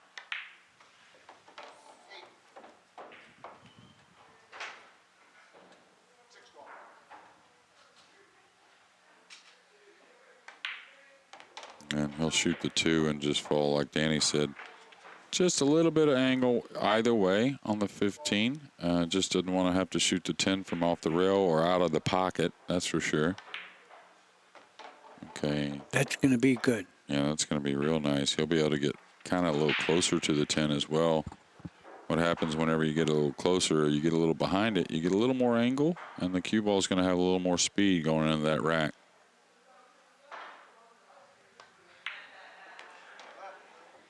Just like so. Now being close with a lot of angle, he can cut this in. He doesn't have to murder it to gain a lot of speed going into the rack with a cue ball. Ladies and gentlemen, we're going to take a timeout for one moment. We'll be right back. Well, ladies and gentlemen, we're back. We're here for the opening match of the Straight Pull Invitational between Corey Deuel and Jayson Shaw. Corey on an 11-ball run right now, leading 114 to 107. We're going to 150. I'm Jeremy Jones with High ball with right-hand English. That's right. Whack him. You'll come right out to the middle. Oh, he's got to watch where the cue ball's going. Good shot.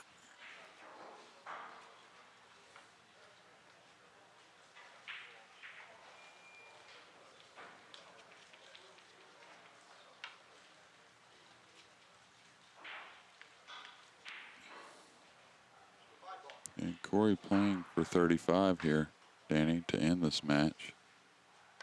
Can't think about that, of course, but... no, that's a long ways. Right, but just 2.5 racks away.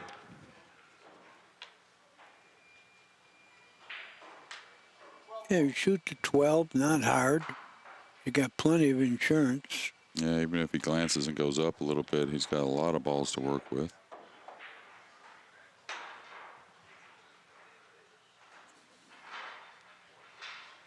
Well, he's got a lot, but I think he's got the one. He got off angle on everything a little bit. Right, but he's got the one, I believe. And that would be the shot if he has it. I think he does. Got to spin it a little bit, though. And I'll tell you what, if I have to, like, really throw this ball in, I mean, look at the 6 in the upper right. That's what he's doing. Of course, the 6 is very missable.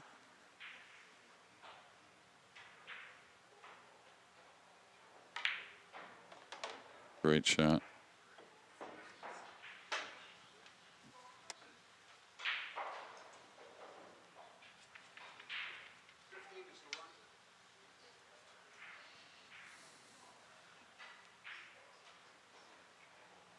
Just trying to figure out how much do I have to reopen some of these down here. Those balls being near where the rack is.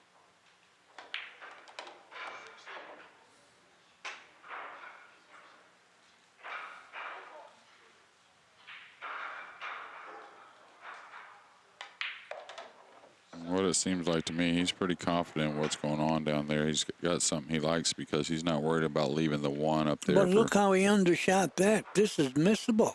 Yeah, not only missable, it's really gotten to where he can't really do a lot with the cue ball, it doesn't appear. Might have the 7 next. But the shot is tough. Oh, he couldn't. I thought he had to shoot it in the corner. He's got the 7.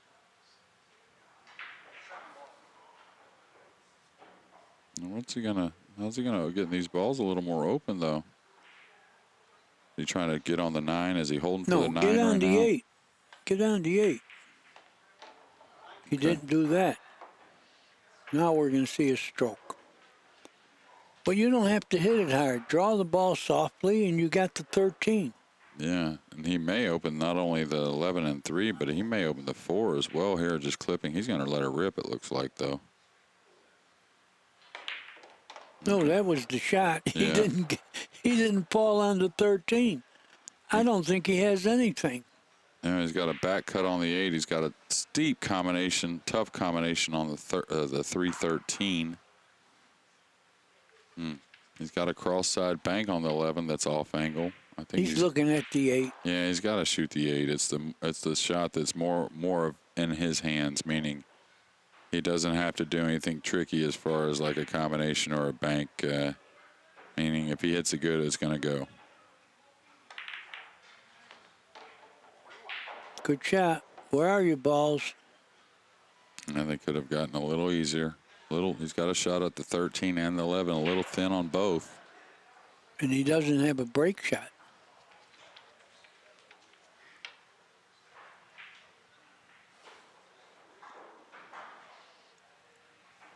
He's going to have to invent something to break him with if he runs the next 4 balls.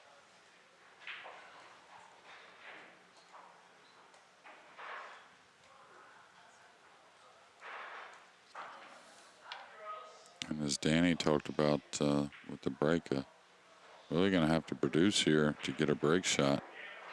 Well, I think he's thinking 11 ball. First things first, though, no missing.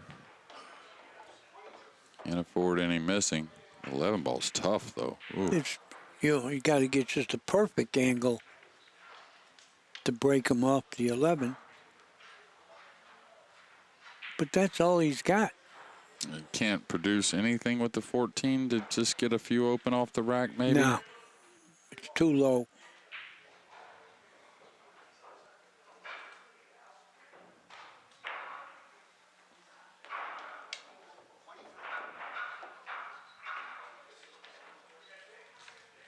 Well, I guess he's thinking 14 ball is going to open him. Well, I also think he's trying to reposition this 11 somehow to where it may work out to a break shot in the side. I don't think so. No? You think he's trying to go by it? I thought he would try to reposition it somehow. He did. He made it a little better. Still not great, though. Well, because you're not going to fall on at the right angle.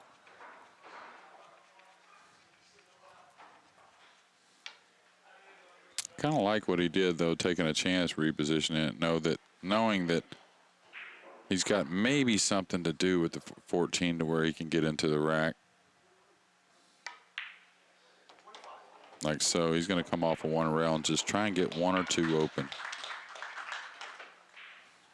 Playing for 22 to get his first victory here in our straight pool event in the first match. If you just joined us, this is the 2017 Make It Happen Straight Pool Invitational. I'm Jeremy Jones with Accu-Stats Video Productions, joined by Hall of Famer Danny Diliberto.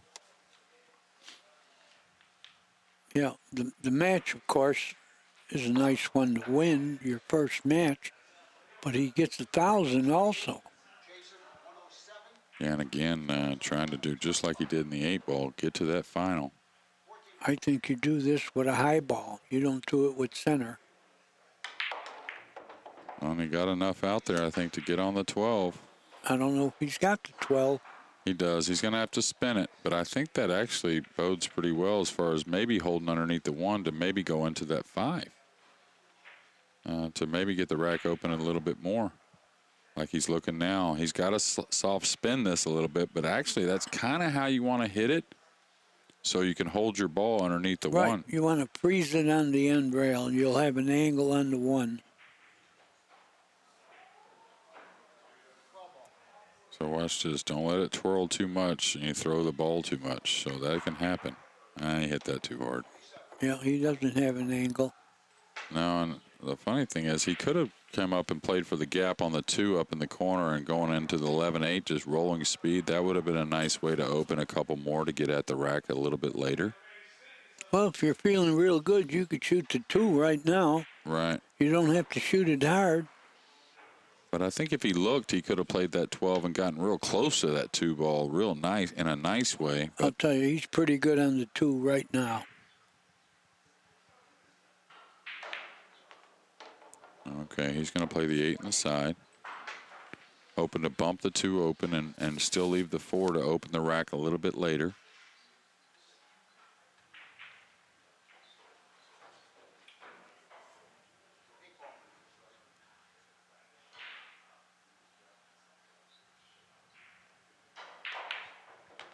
I didn't catch the 2-4. Wow. Now he's got a combination. Yeah, off angle too. And what happened there is he caught the 11. He didn't think he was going to catch the 11. He thought he was going to go right into that 2 ball.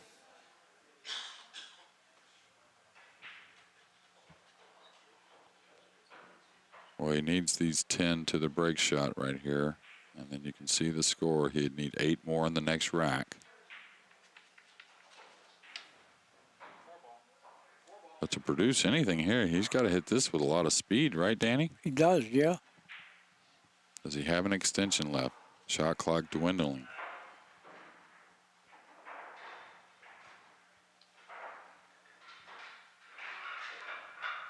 No, he must have an extension. It's automatic otherwise. Oh, look where he's going to be. Help you, 6. Yeah, that's right. And he's, when he shoots the 6, he's got a ball. He's got position for it at 15.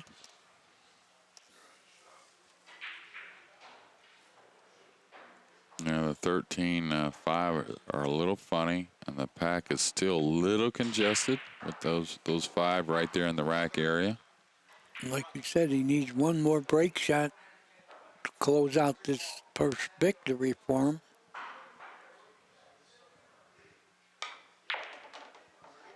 A nice shot there, staying off the rail. He's got to think about what's going to happen here, though. I think if he can hold it and go one rail, he can break him with the 15 because of the 2. High ball, no English. You don't have to hit those balls hard. Well, he's looking at the combination he's got. You know, he's got the 11. He's got a couple. They're a little off angle. I like the 10-11 making that much more than the other combination, that's for sure. Of course, again, he's a little short there, Danny. A lot short. He might have to shoot the 2. The one good thing about the 11-10, it kind of took care of opening up the balls and probably opening up the 13-5 as well. Oh, I don't think you could shoot the 11 now. I'm saying if he had got nice position on it, I didn't mind the combination just because it did a number of things, and it's real makeable. I think the 13-5 is much more missable. The one thing also about the 13-5 is I'm not sure if it does much to get those balls by the rack open. This is a tough shot. If he plays the 11 now. He's playing the 7. Wow, even tougher, I think. That's a little better. No, that's you a like little that one better? Yeah. Yeah. You don't have to do much if you make it. Oh, great shot, holding for the 2. And now the way these balls are set up, he's got to come back down and address that 11 to open the 10-9 up a little bit. Yeah, that's easy position. Hit the end rail and come right down the middle. Off the 2, of course.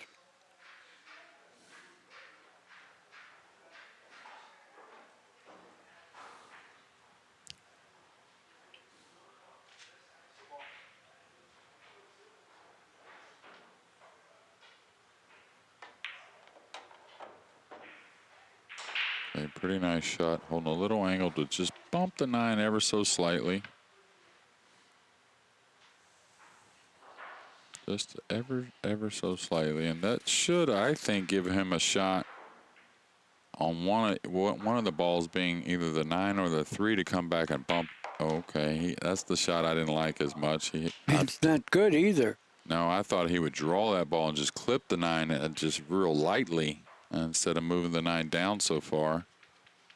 And now he's got issues, and I don't mean maybe. Not missing, but getting the rest of the rack. Right, producing a break shot because he wanted options right there. He didn't want to have to shoot the 3 right there. He wanted options on the 9 or the 10 or the 3 to maybe produce on the 5 and 13. So can't shoot this combination from behind right here, can he? No. No, he's looking at where he wants to get position.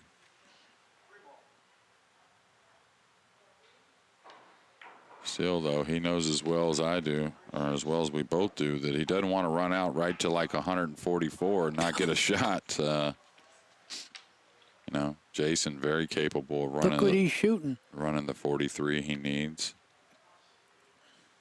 This is very missable. Well, not only that, is the cue ball going to get a kiss with the 13 back off the rail? No, I don't think so. I don't think so.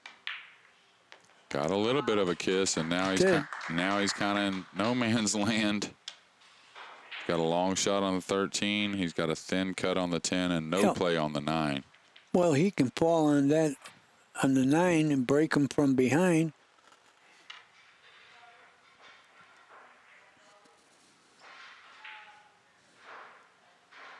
He's got a chance to pull on the 9 off of the 13.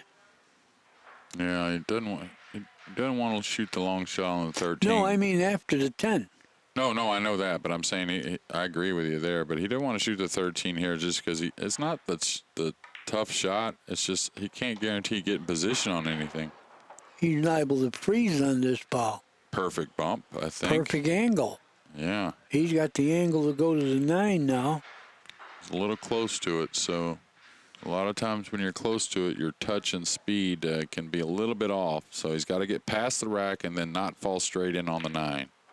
Cue ball needs to slow down a little bit. Needs to slow down a little bit. That's a problem. But he's not in the rack. I think he is in the rack. You think so? Yeah. Yes, he is. Okay. And that's why I was saying when you get close to the ball, when you get right up on it, you can't make a full swing. So anytime you can't make a full swing, things are a little bit abnormal. And speed is a little bit hard to judge at times. Now Corey at 142, but with no shot, Danny. No, not even a good safe. He can't roll into the pile and think he's going to get away with it. You know, a lot of people think they're going to hit that head ball and stick there. They'll open. With new cloth, new balls, you can't do that. You're going to sell out. He's looking at that. So what do? Do you just play off cut the the 9? Yeah, that right. way you don't open the rack, and the guy's got to make a great, incredible shot to really do some damage. So what Danny's saying is set up to really just play some type of safety off the 9, and if you leave a little peek at the 9, just make sure the safety is gonna have a little two-way to where the guy doesn't have an angle to go into the rack. I think he can hit the 9 thin enough to come all the way back downstream, leave him long. Oh, he's going to hit that head ball, baloney. They could open like an umbrella here. This is not a good shot. And he doesn't have an extension left. I don't know if they realize this or not. But he already let time expire one other. Oh, they're saying he does, but I do believe there was 2 racks ago or a rack ago. Oh, you get 1 a rack. That's right. That's not 1 a game. Excuse me. Thinking of 8 ball, but he's back to what we said: cut the 9 and leave distance. You could do it. little touchy though, because he doesn't want the 9 to get over the pocket. That's when he could maybe leave an area to run balls. Oh, this is the shot I showed you earlier.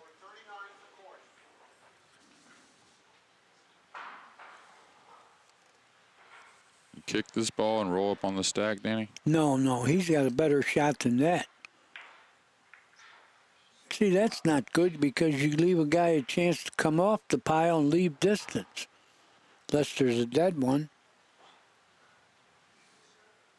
No, there's a better shot that they don't know yet. But once they see it, they'll know it forever. You mean sticking on the side of the rack? Right. Right. He had that. That's the second ball, right? Yeah, well, you need him straight in. Oh, he left him hitting the 9 again. So crucial here, even with a 35-ball lead going to 150. He knows it might just take 1 inning for Jayson to get the 43 he needs. So Right, it's only 1 inning for a good player.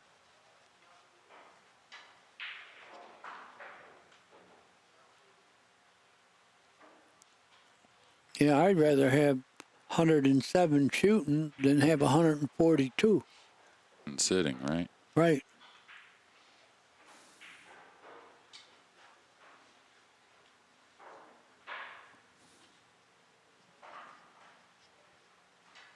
Looks to me he could still brush what would be the right side of the rack if you're looking at your screen and get down table without No, opening. that's dangerous. Is it too dangerous? It's dangerous because a ball might come out or a ball might go dead. You got to cut the 9. Just chip the 9 and come 2 rails? Yeah. I think he's got that.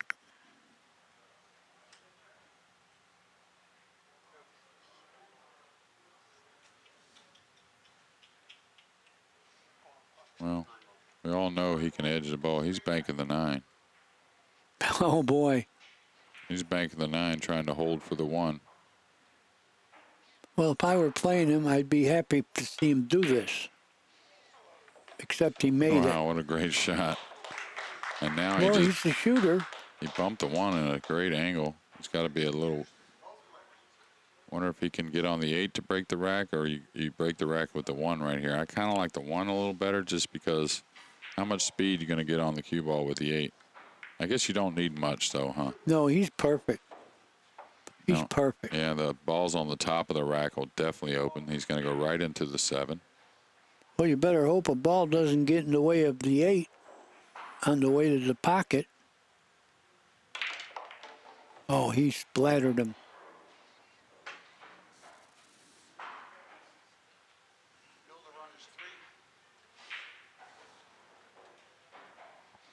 Well, with this field, I think the guy shooting, needing 40, is the favorite. I think you're right.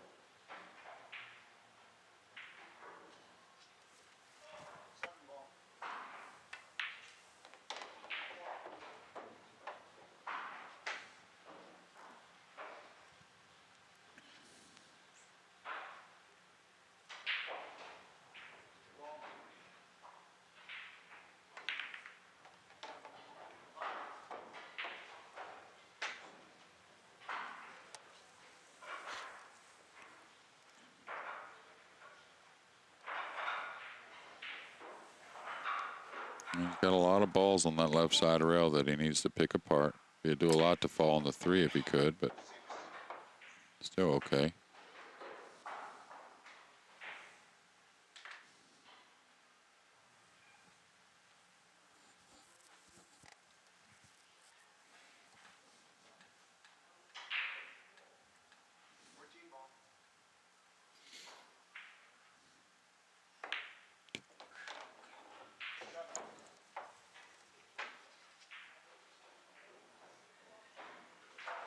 He's definitely going to rub the 3 here, Danny.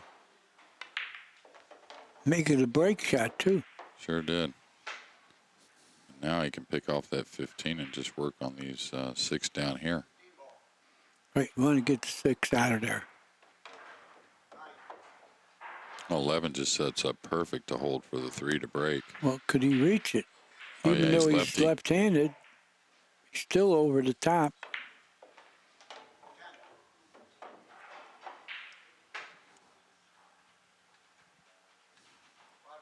He wants to get real full on the remaining balls here to where it's pretty close to a stop, stop, stop. That being the 10, 13, 11, holding the ball right there for the 3.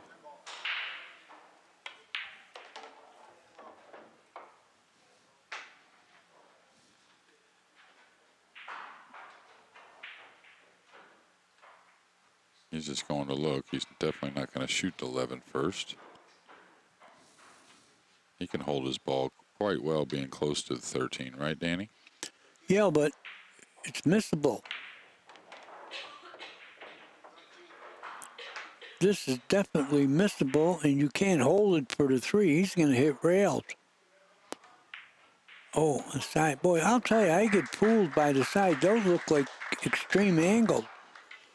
And he's left-handed. He's going to stroke this pretty well. Yeah. And he's not going to baby it.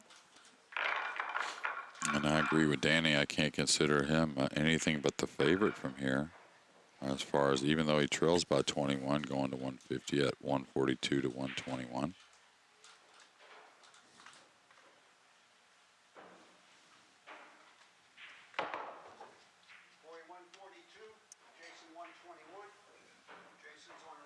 Yeah, he needs this rack with a break shot and then the whole rack next.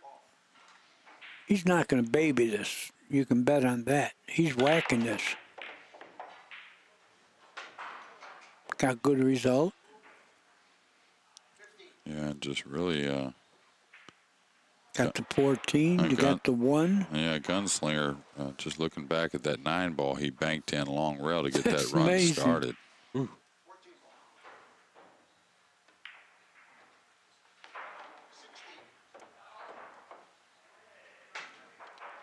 Well, he wants to go into those balls. I don't think you had to.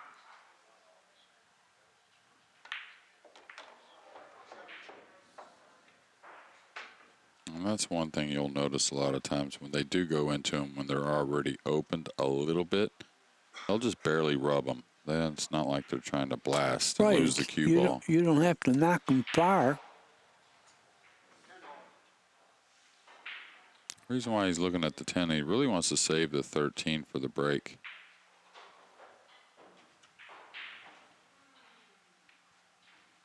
That's the shot I would look at, the 4. So close to it, should be a pretty routine shot in the side.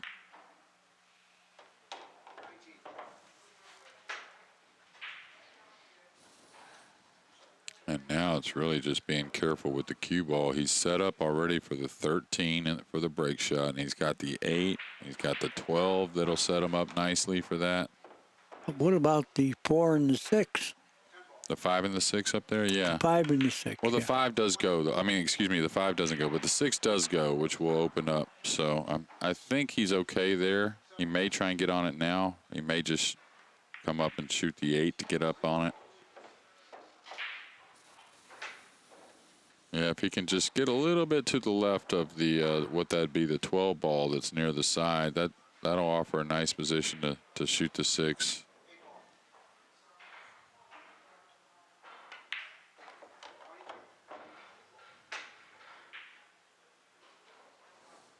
Okay, he's going to go forward for either the 9 or the 15 here.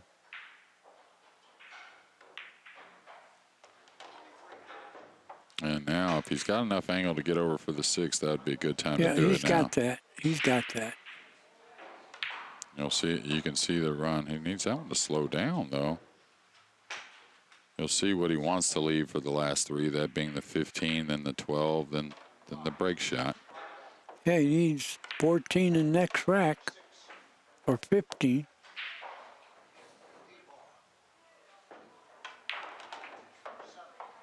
So after he knocks this one in, as Danny said, he'll need 15, so he'll need to get the rack open, but he won't have to produce another break shot. Right. He'll just have to produce a shot on the 15th ball. Yeah, just run the rack without thinking break shot.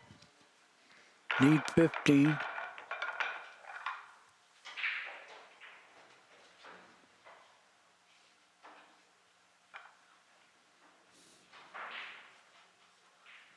Yeah, can we see that 9-ball bank that's like not a straight pool shot?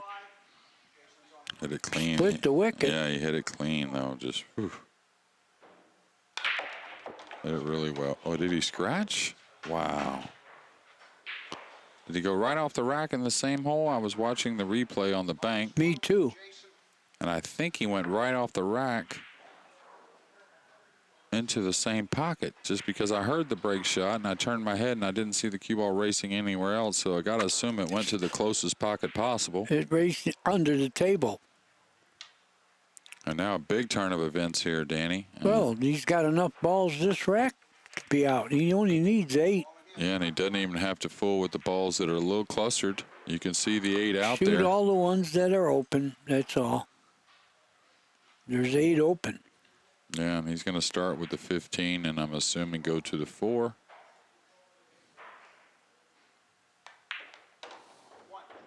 Could shoot the 12.